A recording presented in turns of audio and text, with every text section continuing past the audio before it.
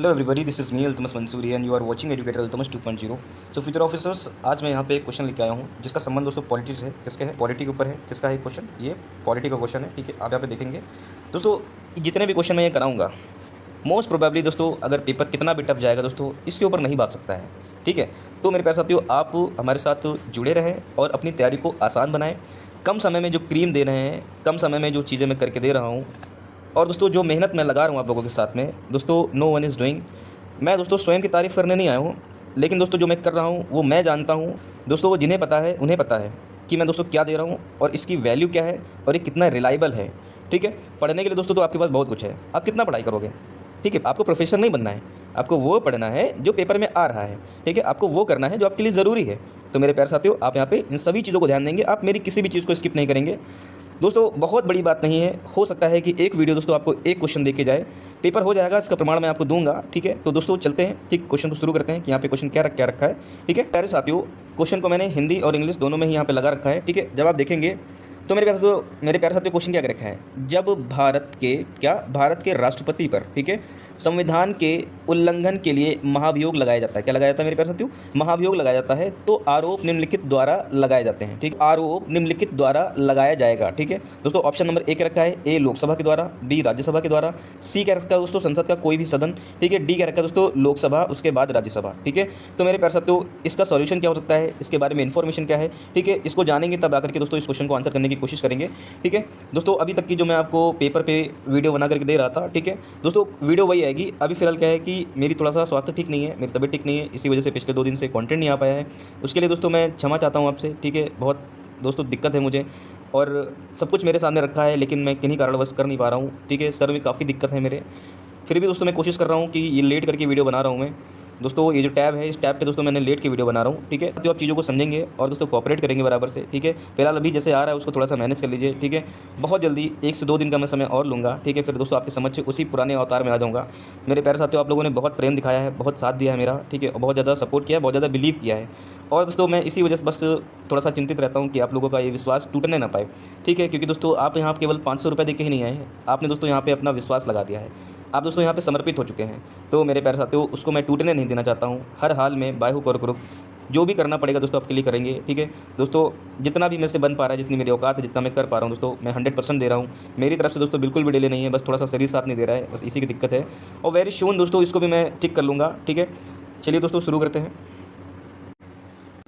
मेरे प्यारे साथियों, आप यहाँ पे देखेंगे राष्ट्रपति पर महाभियोग के बारे में बात हुई है। ठीक है, तो आप यहाँ पे देखेंगे राष्ट्रपति पर संविधान का, ठीक है, उल्लंघन करने पर दोस्तों महाभियोग चलाकर उसे पद से हटाया जा सकता है। ठीक है, ये बात बिल्कुल सही है दोस्तों। आर्टिकल नंबर 61, ठीक है, कॉन्स्टिट्यूशन का आर्टिकल नंबर 61 क्या करता है, इसके बारे में प्रोविजन करके देता है दोस्तों। इसका प्रावधान है, हालांकि दोस्तों संविधान का उल्लंघन वाक्य परिभाषित नहीं किया गया है। ठीक है, इस चीज़ को आप यहाँ पे याद रखेंगे। संविधान का उल्लंघन वाला जो वर्ड है, ठीक है, नॉट डिफाइंड, क्या नॉट डिफाइंड, ठीक है, इसको यहाँ पे दोस्तों डिफाइन नहीं किया गया है कॉन्स्टिट्यूशन में। ठीक है, परिभाषा नाम की कोई चीज़ नहीं है। इसके ऊपर दोस्तों मैं आपको एक प्रॉपर सेपरेट वीडियो दूंगा कि उसमें बताऊंगा दोस्तों ऐसे कौन से चीट कोड होते हैं दोस्तों, जिसमें एग्जामिनर आपको क्या करता है, फंसा लेता है। ठीक है, तो चलिए दोस्तों आगे देखते हैं। दोस्तों आप देखेंगे महाभियोग, दोस्तों देखेंगे महाभियोग के आरोप संसद के किसी भी सदन में प्रारंभ किया जा सकता है। ठीक है, मतलब आप इसको चाहे लोकसभा में से स्टार्ट करवा दें या राज्यसभा से स्टार्ट करा दें, आप इसको चाहे लोकसभा से स्टार्ट करा लें या राज्यसभा से स्टार्ट करा लें दोस्तों, इसको बोथ ऑफ हाउसेस से क्या कर सकते हैं, स्टार्ट कर सकते हैं, आइदर लोकसभा और राज्यसभा। ठीक है, मेरे प्यारे साथियों आप ध्यान देंगे, इन आरोपों पर सदन के, ठीक है, 1/4, कितने दोस्तों याद रखना, इम्पीचमेंट लगाने के लिए कितना चाहिए होता है, 1/4 मेंबर, क्या 1/4, ठीक है, जिस सदन ने आरोप लगाया जाएगा, ठीक है, वे हस्ताक्षर होने चाहिए और राष्ट्रपति को 14 दिन पहले क्या करना चाहिए, प्रियोर इन्फॉर्मेशन देना चाहिए। क्या देना चाहिए? पहले ही इसको चीज़ नोटिस दे देनी चाहिए। महाभियोग का प्रस्ताव दोस्तों 2/3 बहुमत से क्या होता है, पारित होता है, मतलब उसको 2/3 मेजोरिटी के साथ क्या करेंगे दोस्तों, इसको रिजोल्यूशन को पारित करवाएंगे। इसके पश्चात दोस्तों या दूसरे सदन में भेजा जाएगा। क्या हुआ? दूसरे सदन में भेजा जाएगा, मतलब पहले दोस्तों कहने का मतलब यह है कि प्रक्रिया जो स्टार्ट हो रही थी वो कितनी हो रही थी, 1/4 से दोस्तों 1/4 से क्या हो रही थी, ठीक है, 1/4 सदस्यों की संख्या से क्या हो रही थी, स्टार्ट हो रही थी। फिर दोस्तों अप्रूव किससे होगी, 2/3 से होगी दोस्तों। एक सदन में दोस्तों एक प्रक्रिया कंप्लीट होने के बाद उसको क्या किया था, फॉरवर्ड कर दिया जाता है दूसरे में। ठीक है, राष्ट्रपति को इसमें उपस्थित होने तथा अपना प्रतिनिधित्व करने का दोस्तों क्या है, अधिकार है। ठीक है दोस्तों, ये सभी दोस्तों जितने भी वर्ड लिखे हैं अपने आप में महत्वपूर्ण, इस चीज़ को ध्यान रखेंगे। यदि दूसरा सदन इन आरोपों को सही पाता है, और महाभियोग प्रस्ताव को दोस्तों 2/3 से क्या कर देगा, बहुमत से पारित कर देता है। तो राष्ट्रपति का प्रस्ताव पारित होने की तिथि से, ठीक है, उसके पद से हटना होगा। क्या होगा, जिस दिन से दोस्तों पारित हो जाएगा, दोस्तों ये वर्ड जो है थोड़े सा काम के हैं, इसको याद रखना, उसी तिथि से दोस्तों हटना पड़ेगा जिस दिन से क्या हो जाएगा, ये पारित हो जाएगा। इसको आप याद रखेंगे, ठीक है। इसको दोस्तों आप याद रखेंगे कितने दिन पहले, 14 दिन पहले।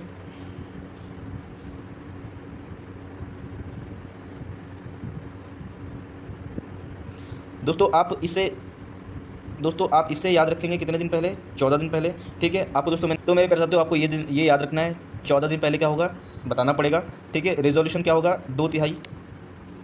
दोस्तों रेजोल्यूशन पास कैसे होगा, 2/3 वोटिंग से दोस्तों क्या होगा, पारित होगा। इसको आप याद रखेंगे, ठीक है। इसके बाद दोस्तों आप यहाँ देखेंगे महाभियोग क्या हो सकता है, ठीक है, आप याद रखना इस चीज़ को। महाभियोग दोनों हाउसेज में क्या हो सकता है, पास हो सकता है। क्या हो सकता है, दोनों हाउसेज में क्या हो जाएगा, पास हो जाएगा, ठीक है। कोई भी हाउसेज क्या करेगा, इसको स्टार्ट करा सकता है, ठीक है। इसके बाद दोस्तों आप यहाँ पे देखेंगे फिर दोस्तों राष्ट्रपति के पास राइट्स क्या है, राष्ट्रपति क्या हो सकते हैं, इनमें उपस्थित हो सकते हैं, ठीक है। और दोस्तों अपना प्रतिनिधित्व कर सकते हैं, क्या कर सकते हैं, अपना प्रतिनिधित्व कर सकते हैं। ये बात याद रखेंगे, ठीक है। एक से दोस्तों क्या हो जाएगा, पारित हो जाएगा। और दूसरे सदन भी क्या करता है, अगर उसको मान लेता है कि ये बातें ठीक हैं जो कही गई हैं, तो दोस्तों क्या हो जाएगा, पारित हो जाएगा। अब देखना यहाँ पे, ठीक है, याद रखेंगे कि राष्ट्रपति को प्रस्ताव पारित होने की तिथि से उसके पद से क्या होना होगा, हटना पड़ेगा, ठीक है। इसको आप याद करेंगे, ठीक है। तो दोस्तों यहाँ पे सारे पॉइंट मैं हाईलाइट कर दे रहा हूँ, आपको यहाँ पे सारी चीज़ें जानना चाहिए, ठीक है। अब दोस्तों आप यहाँ पे एक चीज़ और नोटिस करेंगे, ठीक है। आप यहाँ पे नोटिस करेंगे कि जो इस प्रकार महाभियोग संसद के क्या, संसद की एक क्या है, क्वासी जुडिशियरी प्रक्रिया है, क्या है, एक अर्ध न्यायिक प्रक्रिया है, ठीक है। इस संदर्भ में 2 बातें यहाँ पे क्या होती हैं, ध्यान देने योग्य हैं। क्या है, 2 बातें यहाँ पे ध्यान देनी चाहिए दोस्तों, ठीक। पहली बात क्या है, संसद के दोनों सदनों के, ठीक है, नामांकित सदस्य, कौन से, नॉमिनेटेड मेंबर, जिन्होंने राष्ट्रपति के चुनाव में भाग नहीं लिया था। मेरे प्यारे साथियों आपको ये बात पता होना चाहिए कि जब राष्ट्रपति का चुनाव होता है, राष्ट्रपति को जो अपॉइंट किया जाता है, तो व्यवस्था कैसी है, इनडायरेक्ट है। कैसी है, यहाँ पे ध्यान देंगे, ठीक है, इनडायरेक्ट प्रोसेस है, ठीक है। इनडायरेक्ट मतलब अप्रत्यक्ष रूप से, ठीक है, डायरेक्ट वोटिंग नहीं की जाती है इसमें, जैसे कि यहाँ पे आप देखते हैं लोकसभा मेंबर की जाती है। तो मेरे प्यारे साथियों आप यहाँ पे ध्यान देंगे, इनकी डायरेक्ट वोटिंग होती नहीं है। दूसरी चीज़ क्या है कि राष्ट्रपति क्या करते हैं, 12 मेंबर्स जो कि कहाँ के आते हैं, ठीक है, राज्यसभा के आते हैं। और तो मेरे प्यारे साथियों आप यहाँ पे ध्यान देंगे कि इनको किसने अपॉइंट किया है, ठीक है, इनको राष्ट्रपति ने अपॉइंट किया है। तो मेरे प्यारे साथियों ये लोग क्या कर सकते हैं, ठीक है दोस्तों, मेरे प्यारे साथियों ध्यान देंगे कि जिनको राष्ट्रपति ने अपॉइंट किया है वो लोग राष्ट्रपति के चुनाव में वोटिंग नहीं कर सकते हैं। क्या, वोटिंग नहीं कर सकते हैं, ठीक है। इस चीज़ को आप अपने ध्यान में रखेंगे।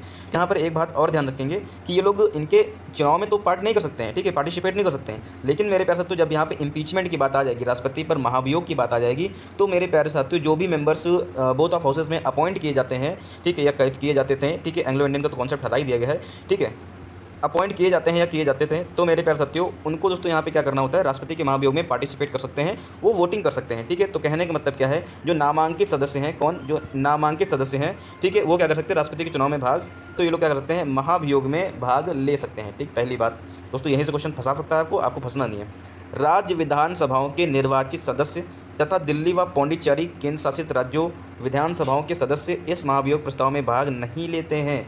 याद रखिएगा इस चीज़ को, कौन कौन नहीं लेता है, तो दोस्तों आप रखेंगे राज्य विधानसभाओं के निर्वाचित सदस्य, दिल्ली व पौंडीचेरी, ठीक है, जो यूनियन टेरिटरीज़ हैं, राज्य के दोस्तों क्या, विधानसभाओं के सदस्य महाभियोग में पार्टिसिपेट नहीं कर सकते हैं, ठीक है, जिन्होंने राष्ट्रपति के चुनाव में भाग लिया था। याद रखना, ठीक है, राज्य विधानसभाओं के सदस्य, दिल्ली व पौंडीचेरी के सदस्य, इन्होंने क्या किया था, जो इलेक्टेड मेंबर थे दोस्तों, जो निर्वाचित सदस्य थे, इन लोगों ने राष्ट्रपति के चुनाव में क्या किया था, इनडायरेक्ट वोटिंग की थी, ठीक है, आपको ये बात पता होनी चाहिए। लेकिन दोस्तों क्या कर सकते हैं, ये राष्ट्रपति के महाभियोग में पार्टिसिपेट नहीं करेंगे। लेकिन दोस्तों जिन्होंने राष्ट्रपति की वोटिंग नहीं, लेकिन दोस्तों जिन्होंने राष्ट्रपति के चुनाव में वोटिंग नहीं की थी, ठीक है, या फिर उनको वोटिंग का राइट्स नहीं था, ठीक है, जो नॉमिनेटेड मेंबर थे, वो लोग क्या कर सकते हैं दोस्तों, राष्ट्रपति के महाभियोग में पार्टिसिपेट कर सकते हैं। इस चीज़ को आप याद रखेंगे अपने दिमाग में। मेरे प्यारे साथियों यहाँ पे हम लोग देखने वाले हैं राष्ट्रपति के बारे में। किसके बारे में, राष्ट्रपति के बारे में देखने वाले हैं, ठीक है। दोस्तों आपने देखा होगा, न्यूज़ सुनी होगी कि मणिपुर में दोस्तों क्या हुआ था, ठीक है, आपने देखा होगा कि मणिपुर में दोस्तों क्या हो गया था, इमरजेंसी क्या की गई थी, इंपोज की गई थी, ठीक है। तो दोस्तों इसी से रिलेटेड यहाँ पे न्यूज़ है, ये टॉपिक क्या था, न्यूज़ में बना हुआ था दोस्तों, क्या था, न्यूज़ में बना हुआ था, तो इसका यहाँ पे स्टैटिक पोर्शन तो जाना ही चाहिए। भारत के राष्ट्रपति ने मणिपुर में राष्ट्रपति शासन लगाने की उद्घोषणा जारी की। तो मेरे पैसा तो यहाँ पे देखेंगे राष्ट्रपति शासन के बारे में थोड़ा सा डिटेल से जान लेते हैं, ठीक है। भारतीय संविधान के अनुच्छेद संख्या 356, ठीक है, किसी राज्य में राष्ट्रपति शासन लगाने का प्रावधान करता है, ठीक है, ये चीज़ आप याद रखेंगे, ठीक है। इसमें देखेंगे दोस्तों संविधान में उपबंध है कि यदि किसी राज्य, ठीक है, किसी राज्य सरकार की संवैधानिक प्रावधानों के अनुसार नहीं चलती है, मतलब वहाँ पे कॉन्स्टिट्यूशनल फेलियर माना जाता है, ठीक है, तो राष्ट्रपति राज्य के राज्यपाल की रिपोर्ट के आधार पर राज्य में राष्ट्रपति शासन क्या करेंगे, इंपोज कर देंगे। दोस्तों यहाँ पे आपको ये चीज़ मैंने बताया था जब राज्यपाल वाला टॉपिक बताया था, ठीक है, कि यहाँ पे राज्यपाल क्या कर सकते हैं, ठीक है, राष्ट्रपति से दोस्तों डिमांड कर सकते हैं कि यहाँ पे हमारे राज्य में संवैधानिक तंत्र दोस्तों क्या हो गया, विफल हो गया है, संविधान का उल्लंघन हुआ है। तो मेरे प्यारे साथियों वहाँ पे राज्यपाल के बारे में मैंने आपको बताया था, ठीक है। उसके बाद दोस्तों आप देखेंगे, उसके बाद दोस्तों आप यहाँ पे देखेंगे कि इसके अतिरिक्त 365 में, ठीक है, आर्टिकल नंबर 365, ठीक है, ये सब आप आर्टिकल अलग से नोटिस कर लें, ठीक है, नोट डाउन कर लें दोस्तों। यहाँ पे ये सब मैच द फॉलोइंग में अलग अलग तरीके से पूछ सकते हैं, ठीक है। आर्टिकल आर्टिकल नंबर 365 में यह प्रावधान है कि यदि कोई राज्य, ठीक है, संवैधानिक प्रावधानों के तहत संघ के किसी निर्देश का पालन में विफल रहा है तो दोस्तों तो राष्ट्रपति संवैधानिक आपातकाल की घोषणा कर सकते हैं। ठीक है, इसको दोस्तों सीधा सीधा ऐसा समझ लो। ठीक है, यदि केंद्र सरकार का राज्य सरकारों को कोई दिशा निर्देश है, ठीक है, और दोस्तों राज्य सरकारों ने उसको यहाँ पे पालन नहीं किया, तो मेरे प्यारे साथियों यहाँ पे माना जाएगा कि यहाँ पे क्या हुआ है, कॉन्स्टिट्यूशनल फेलियर हुआ है, और दोस्तों वहाँ पे राष्ट्रपति क्या कर सकते हैं, ठीक है, वहाँ पे इमरजेंसी इंपोज कर सकते हैं। ठीक है, अब दोस्तों यहाँ पे देखेंगे अवधि क्या है और मंजूरी क्या है। ठीक है, इसका टेन्योर कितना होता है। तो राष्ट्रपति शासन लागू करने के बाद इसे 2 महीने के भीतर संसद के दोनों सदनों में, याद रखना इस लाइन को, 2 महीनों के भीतर संसद के दोनों सदनों में, लोकसभा और राज्यसभा, ठीक है, upper house and lower house में साधारण बहुमत द्वारा दोस्तों क्या होना चाहिए, इसका अनुमोदन प्राप्त होना चाहिए। यदि संसद द्वारा मंजूरी नहीं मिलती है, इस चीज को भी आप याद रखेंगे, यदि संसद के द्वारा मंजूरी नहीं मिलती है तो 2 महीने के बाद स्वतः ही क्या होगी दोस्तों, ये समाप्त हो जाएगी। ठीक, क्या हो जाएगी, 2 महीने के बाद दोस्तों ये खुद ही क्या हो जाएगी, समाप्त हो जाएगी। एक बार संसद की मंजूरी मिल जाने के बाद, याद रखना, ठीक है, एक बार संसद की मंजूरी मिल जाने के बाद राष्ट्रपति शासन अधिकतम 6 महीने तक, कितना, अधिकतम 6 महीने तक जारी रह सकता है। हालांकि इसे हर 6 महीने में संसद की, दोस्तों याद रखेंगे, संसद की मंजूरी के साथ साथ अधिकतम 3 साल तक, ठीक है, कितना, अधिकतम 3 साल तक दोस्तों क्या किया जा सकता है, बढ़ाया जा सकता है। ठीक है, अब यहाँ पे देखेंगे राष्ट्रपति शासन की समाप्ति। ठीक है, राष्ट्रपति दोस्तों क्या कर सकते हैं, एक उद्घोषणा कर सकते हैं, क्या, अपनी एक उद्घोषणा द्वारा राष्ट्रपति शासन को क्या कर सकते हैं, हटा सकते हैं। ये चीज आप क्या रखेंगे, अपने दिमाग में रखेंगे दोस्तों। जितने भी पॉइंट को मैंने यहाँ पे क्या किया है, सर्कल किया दोस्तों, इस सब चीजें आपको यहाँ पे पता होनी चाहिए और याद होनी चाहिए। ठीक है, मैंने दोस्तों आपको यहाँ पे क्या बताया, ठीक है, मैंने आपको बताया कि 356 में, ठीक है, आर्टिकल में देखेंगे, आर्टिकल नंबर 365 किसके बारे में बात करता है। ठीक, फिर मेरे प्यारे साथियों आप यहाँ पे देखेंगे आर्टिकल नंबर 365 के बारे में मैंने आपको बताया। ठीक है, यह प्रावधान किया गया है कि यदि राज्य सरकारें संवैधानिक प्रावधानों के तहत संघ के किसी दिशा निर्देश को पालन नहीं करने में विफल रहे हैं तो दोस्तों वहां पे क्या माना जाएगा, राष्ट्रपति, दोस्तों वहां पे दोस्तों कॉन्स्टिट्यूशनल फेलियर माना जाएगा। इसको आप याद रखेंगे। ठीक है, अब दोस्तों यहाँ पे देखेंगे 356 के 3 में, ठीक है, 356 के सब क्लॉज 3 में दोस्तों क्या मेंशन किया गया है कि दोस्तों इसे 2 महीने के अंतर्गत, क्या, तो इस चीज को यहाँ पे याद रखेंगे कि इसे साधारण बहुमत के द्वारा दोस्तों क्या किया जाता है, पारित कराया जाता है। क्या किया जाता है, यहाँ पे दोनों सदनों के, यहाँ पे याद रखेंगे इसको। ठीक है, संसद के दोनों सदनों से, यहाँ पे क्या वर्ड लिखा है, दोनों सदनों से, ठीक है, दोनों सदनों से क्या किया जाता है, साधारण बहुमत से क्या किया जाता है, इसको पारित कराया जाता है। ठीक है, अब दोस्तों यदि संसद क्या करे, मंजूरी नहीं देती है तो दोस्तों ये क्या होता है, स्वतः ही क्या हो जाता है, समाप्त हो जाता है। इस चीज को आप याद रखेंगे। इसके बाद दोस्तों मैंने आपको क्या बताया, यदि संसद मंजूरी दे दे, क्या करते हैं, यदि संसद क्या करते हैं, मंजूरी इसको दे दे। ठीक है, यदि संसद मंजूरी दे दे तो दोस्तों इसे अधिकतम 6 महीने तक दोस्तों क्या कर सकते हैं, एक्सटेंड कर सकते हैं। और दोस्तों इसके बाद आपने देखें, ठीक है, 6 महीने बाद दोस्तों अगर इसको और मंजूरी मिल जाती है तो दोस्तों इसको 3 साल से ज्यादा और नहीं बढ़ाया जा सकता है। ठीक है, इस चीज को आप याद रखेंगे। ठीक है, 3 साल से दोस्तों ज़्यादा इसको और नहीं बढ़ा सकते हैं, इसको आप याद रखना होगा। ठीक है, और राष्ट्रपति दोस्तों इसको क्या कर सकते हैं, अपनी घोषणा के माध्यम से दोबारा वापस ले सकते हैं। ठीक है, तो मेरे प्यारे साथियों आपको यहाँ पे 356 के बारे में काफी सारी चीजें पता चल गई। मणिपुर में दोस्तों यहाँ पे इसको इंपोज किया गया था दोस्तों, ये आपके लिए इंपॉर्टेंट हो सकता है। ठीक है, इससे दोस्तों डायरेक्ट या इनडायरेक्ट फॉर्म में एक क्वेश्चन आपको जरूर देखने को मिलेगा। तो ये पॉलिटी का यहाँ पे क्वेश्चन नंबर क्या है, 2 है। आप यहाँ पे अच्छे से ध्यान देंगे। तो मेरे प्यारे साथियों यहाँ पे क्वेश्चन को मैंने इंग्लिश और हिंदी दोनों में लगाया हुआ है। ठीक है, आप यहाँ पे ध्यान देंगे। भारत के उपराष्ट्रपति, क्या यहाँ पे क्वेश्चन वाइस प्रेसिडेंट से पूछा गया, भारत के उपराष्ट्रपति जो राज्यसभा के क्या होते हैं, पदेन, ठीक है, सिटिंग, जो राज्यसभा के क्या होते हैं दोस्तों, यहाँ पे देखेंगे पदेन, ठीक है, सिटिंग अध्यक्ष, ठीक है, पदेन अध्यक्ष भी होते हैं, का चुनाव, क्या, का चुनाव एक निदेशक निर्वाचक मंडल के सदस्यों के द्वारा किया जाता है जिसमें निम्नलिखित शामिल होते हैं। ठीक है, केवल राज्यसभा, संसद के दोनों सदन, ठीक है, और संसद के दोनों सदन और संसद के दोनों सदन और राज्य विधानमंडलों के उच्च सदन। ठीक है, उसके बाद मेरे पास फिर ऑप्शन नंबर डी देखेंगे, संसद के दोनों सदन, क्या, संसद के दोनों सदन, राज्य और केंद्र, क्या, राज्य और केंद्र शासित प्रदेशों की विधानसभाओं के क्या सदस्य। ठीक है, मेरे प्यारे साथियों आप यहाँ पे ध्यान देंगे क्वेश्चन को कैसे यहाँ पे पूछा गया है। ठीक है, फिर से एक बार यहाँ पे क्वेश्चन को पढ़ लेते हैं। क्वेश्चन क्या रखा है कि यहाँ पे ध्यान देंगे, उपराष्ट्रपति जो कि यहाँ पे क्या है, राज्यसभा के पदेन अध्यक्ष होते हैं। ठीक है, इनका जो चुनाव है, क्या, इनके किसके बारे में पूछा है, चुनाव के बारे में क्वेश्चन पूछा है। ठीक है, का एक निर्वाचक मंडल के सदस्यों द्वारा चुनाव एक निर्वाचक मंडल के सदस्यों द्वारा किया जाता है जिसमें निम्नलिखित लोग में से कौन शामिल है। ठीक है, पहला ऑप्शन दोस्तों मैंने आपको बता दिया। ठीक है, दूसरा ऑप्शन भी मैंने यहाँ पे पढ़ दिया। ठीक है, तीसरा ऑप्शन भी आप लोग देख ले और चौथा ऑप्शन दोस्तों यहाँ पे ध्यान दे लें। तो मेरे प्यारे साथियों यहाँ पे राइट आंसर कौन सा है, तो दोस्तों इसको सॉल्व करने के लिए, ठीक है, हम लोग यहाँ पे क्या करेंगे, कुछ चीज़ों को पहले जान लेते हैं, फिर यहाँ पे इसको सॉल्व करने की कोशिश करेंगे। तो फिर मेरे प्यारे साथियों आप अभी ध्यान देंगे, राष्ट्रपति की तरह, ठीक है, उपराष्ट्रपति, क्या, उपराष्ट्रपति को, ठीक है, जनता द्वारा सीधे नहीं चुना जाता है। इस चीज़ को आप याद रखेंगे, सीधे नहीं चुना जाता है। ठीक है, बल्कि क्या, बल्कि, ठीक है, परोक्ष विधि से, किससे, परोक्ष विधि से आप ध्यान देंगे चुना जाता है। ठीक है, वह संसद के दोनों सदनों, किसमें, ध्यान देंगे, दोनों सदनों, ठीक है, ठीक है, दोनों सदनों के सदस्यों के, ठीक है, निर्वाचक मंडल द्वारा क्या किया जाता है, चुना जाता है। ठीक है, अतः यह निर्वाचक मंडल राष्ट्रपति के निर्वाचक मंडल से 2 बातों में क्या है, भिन्न है। ठीक है, यहाँ पे ध्यान देंगे, 2 बातों में क्या है, भिन्न है। पहली बात जरा यहाँ पे समझ लेते हैं। ठीक है, इसमें संसद के, क्या, इसमें संसद के निर्वाचित, ठीक है, और यहाँ पे देखेंगे मनोनीत, क्या, मनोनीत दोनों सदस्य होते हैं। ठीक है, फिर आप देखेंगे यहाँ पे, फिर मेरे प्यारे साथियों आप यहाँ पे देखें दोस्तों, आपको जब राष्ट्रपति वाला टॉपिक मैंने बताया था उसमें बताया था कि राष्ट्रपति के चुनाव में केवल क्या होते हैं, यहाँ पे निर्वाचित सदस्य होते हैं। क्या होते हैं, निर्वाचित सदस्य होते हैं। क्योंकि दोस्तों यहाँ पे देखेंगे कि जो 12 राज्यसभा के जो मेंबर होते हैं, ठीक है, 12 जो कि 12 जो कि राज्यसभा के मेंबर होते हैं, ठीक है, इनका निर्वाचन जो होता है, ठीक है, वो राष्ट्रपति दोस्तों इनका जो नॉमिनेशन होता है, ठीक है, वो राष्ट्रपति खुद ही करते हैं। तो दोस्तों ये राष्ट्रपति को कैसे यहाँ पे मनोनीत कर सकते हैं, या तो दोस्तों ये राष्ट्रपति को कैसे यहाँ पे वोट दे सकते हैं। तो दोस्तों इसकी वजह से यहाँ पे कॉन्ट्राडिक्शन है, ठीक है। तो दोस्तों यहाँ पे देखेंगे कि जब यहाँ पे तो मेरे प्यारे साथियों देखेंगे जब वाइस प्रेसिडेंट की बात आ जाती है, तो दोस्तों इसमें क्या होते हैं, निर्वाचित भी करते हैं और मनोनीत करते हैं। तो दोस्तों इस संबंध में यहाँ पे क्या है, दोनों में डिफरेंस है, ठीक है दोस्तों। इसी टाइप से दोस्तों क्वेश्चन आपको फंसाता है, तो दोस्तों आपको फंसना नहीं है, ठीक है। ऑप्शन नंबर दोस्तों इसका दूसरी बात जो है उसमें क्या है, ठीक है, इसमें राज्य विधानसभाओं राज्य विधानसभाओं के सदस्य शामिल नहीं होते हैं। जबकि दोस्तों प्रेसिडेंट के चुनाव में क्या होते हैं, राज्य विधानसभाओं, ठीक है, इंक्लूडिंग दिल्ली एंड पौंडीचेरी की जो विधानसभा के जो सदस्य होते हैं वो भी क्या करते हैं, जो इलेक्टेड मेंबर है, ठीक है, वो भी क्या करते हैं दोस्तों, राष्ट्रपति के चुनाव में वोटिंग करते हैं, ठीक है। इसमें आप ध्यान देंगे कि जो राज्य विधानसभा के सदस्य होते हैं दोस्तों वो नहीं करते हैं, क्या नहीं करते हैं, ठीक है, वोटिंग नहीं करते हैं, ठीक है। जबकि आप देखेंगे राष्ट्रपति के चुनाव में राज्य विधानसभाओं के निर्वाचित सदस्य क्या करते हैं दोस्तों, शामिल होते हैं, ठीक है। इस चीज़ को आप यहाँ पे ध्यान देंगे अच्छे से। तो मेरे प्यारे साथियों इनके बारे में थोड़ा सा यहाँ पे डिटेल से डिस्कस कर लेते हैं, ठीक है। यहाँ पे देखेंगे संघीय संसद, ठीक है। फिर यहाँ पे देखेंगे मैंने बताया कि इन एग्जाम्स में आर्टिकल्स बहुत पूछते हैं, ठीक है। फिर दोस्तों यहाँ पे देखेंगे आर्टिकल नंबर जो 79 है, ये किसके बारे में बात करता है, कहता है कि दोस्तों संसद क्या संसद का जो यहाँ पे हिस्सा इन्होंने बताया है, ठीक है। यहाँ पे ट्रायंगल शेप में समझ लीजिए, ठीक है। यहाँ पे देखिए किसके बारे में बात की, प्रेसिडेंट के बारे में बात की है, ठीक है, राज्यसभा के बारे में बात की है और यहाँ पे लोकसभा के बारे में बात की है, ठीक है। दोस्तों ये क्या है, तीनों एक दूसरे के दोस्तों ये तीनों ही क्या है यहाँ पे इसका अभिन्न अंग है, ठीक है। यहाँ पे देखेंगे जो पार्लियामेंट है, ठीक है, पार्लिया, ठीक है,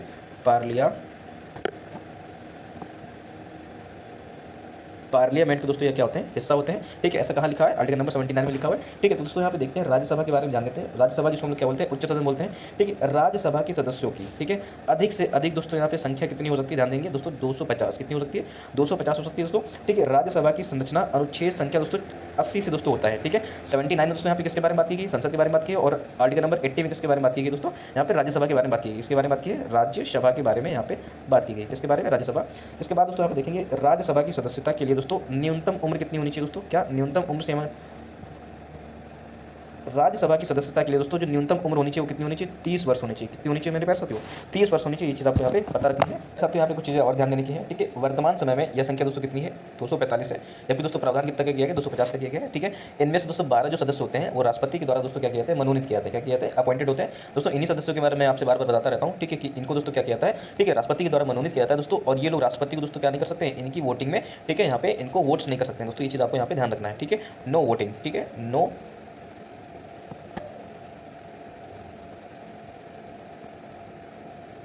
ठीक है, नो वोटिंग आप यहाँ पे ध्यान देंगे। लेकिन दोस्तों इनकी जब इम्पीचमेंट होती है, क्या होती है, इम्पीचमेंट जो होती है, ठीक है,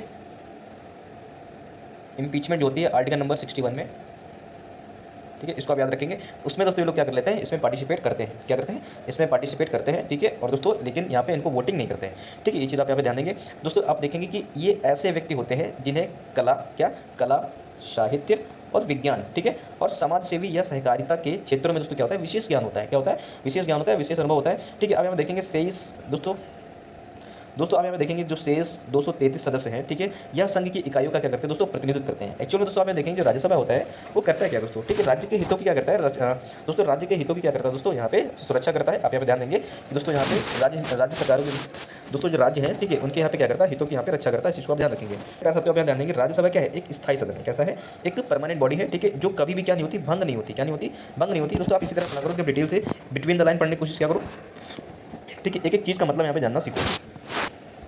इसके बाद मेरे प्यारे साथियों देखेंगे, ठीक है, इसके सदस्यों का कार्यकाल दोस्तों कितना होता है, 6 वर्षों का होता है, कितना होता है, 6 वर्षों का होता है, ठीक है। इसके दोस्तों, ठीक है, 1/3 सदस्य कितने, 1/3 मेंबर कितने, 1/3 जो इसके सदस्य होते हैं, ठीक है, 1/3 सदस्य यहाँ पे देखेंगे। प्रति 2 वर्ष बाद, क्या, प्रति 2 वर्ष बाद दोस्तों क्या होता है, सेवानिवृत्त हो जाते हैं, रिटायर हो जाते हैं, ठीक है। ऐसा दोस्तों कहाँ पे मेंशन किया गया है, article number 83 sub clause A में, ठीक है, आर्टिकल नंबर 83 में ऐसा मेंशन किया गया है। आप यहाँ पे ध्यान देंगे, ठीक है दोस्तों। साथियों देखेंगे यहाँ पे अलग अलग स्टेट के बारे में बताया गया है, ठीक है, और कहाँ से दोस्तों कितनी सीटें हैं इनके बारे में यहाँ पे बताया गया है दोस्तों। जो मैक्सिमम सीट है 31, ठीक है, वो कहाँ पे है, यूपी में है, ठीक है। उसके बाद दोस्तों जो सेकंड नंबर पे है दोस्तों वो कौन है, महाराष्ट्र है, ठीक है। उसके बाद दोस्तों आप देखेंगे तमिलनाडु, ठीक है। उसके बाद दोस्तों यहाँ पे सेट बना के चलिए, देखिए यहाँ पे ये सेट बनना है, ठीक है। फिर दोस्तों आप यहाँ देखेंगे कि ये सेट बनना है, ठीक है। फिर उसके बाद दोस्तों आप देखेंगे ये सेट बनना है, ठीक है। फिर ये सेट बन रहा है, फिर उसके बाद फिर मेरे प्यारे साथियों देखेंगे कि एक ये सेट बना, ठीक है, ये सेट बना, फिर दोस्तों ये इतना बड़ा सेट बनना है, ठीक है। फिर मेरे प्यारे साथियों आप यहाँ देखेंगे कि इनको ऐसे याद कर लो, सेट बना के याद कर लो कि दोस्तों यहाँ पे जो एक सीटें हैं वो किन किन राज्यों में है, ठीक है, किन किन राज्यों में है, ठीक है। अगर आपके पास स्नैप रखा हो तो वहाँ पे दोस्तों इसको फिल कर लो, ठीक है, इससे आपको यहाँ पे अच्छे से रिकॉल हो जाएगा, ठीक है। आप चीज़ों को दोस्तों थोड़ा सा हल्का करके पढ़ने और सीखने की कोशिश किया करो, ठीक है। फिर साथियों आप यहाँ पे देखेंगे छत्तीसगढ़ और हरियाणा में दोस्तों कितनी सीटें हैं, 5 सीटें हैं, कितनी सीटें हैं, 5 सीटें दोस्तों। और हिमाचल प्रदेश और उत्तराखंड में दोस्तों कितनी है, 3 सीटें हैं, कितनी सीटें हैं, 3 सीटें हैं मेरे प्यारे साथियों। उसके बाद दोस्तों यहाँ देखेंगे पंजाब और असम में दोस्तों कितनी सीटें होगी, यहाँ पे देखेंगे 7 सीटें होगी, ठीक है। आंध्र प्रदेश और मध्य प्रदेश दोनों ही क्या है, प्रदेश है, तो दोस्तों यहाँ पे कितना है 11 सीटें होगी, ठीक है। उसके बाद दोस्तों आप यहाँ देखेंगे बिहार और बंगाल, क्या बिहार और बंगाल, ठीक है। यहाँ पे दोस्तों कितनी सीटें हो गई, 16 सीटें हो गई, कितनी सीटें हो गई, 16 सीटें हो गई, ठीक है। इनको दोस्तों आप अलग से याद कर लेंगे। फिर इसके बाद मेरे प्यारे साथियों, ठीक है, तो मेरे प्यारे साथियों उसको यहाँ पे कई बार दोस्तों पीसीएस में इस टाइप के क्वेश्चन पूछे जा चुके हैं। फिर मेरे प्यारे साथियों आप यहाँ पे ध्यान देंगे राज्यसभा का सभापति और उपसभापति, ठीक है दोस्तों। कहाँ पे मेंशन है, आर्टिकल नंबर 89 में। कहाँ पे, आर्टिकल नंबर 89 में दोस्तों क्या है, ये चीज़ मेंशन की गई है दोस्तों। यहाँ पे पहला पॉइंट क्या कहता है कि भारत का उपराष्ट्रपति राज्यसभा का क्या दोस्तों क्या होता है, पदेन सभापति होता है, ठीक है।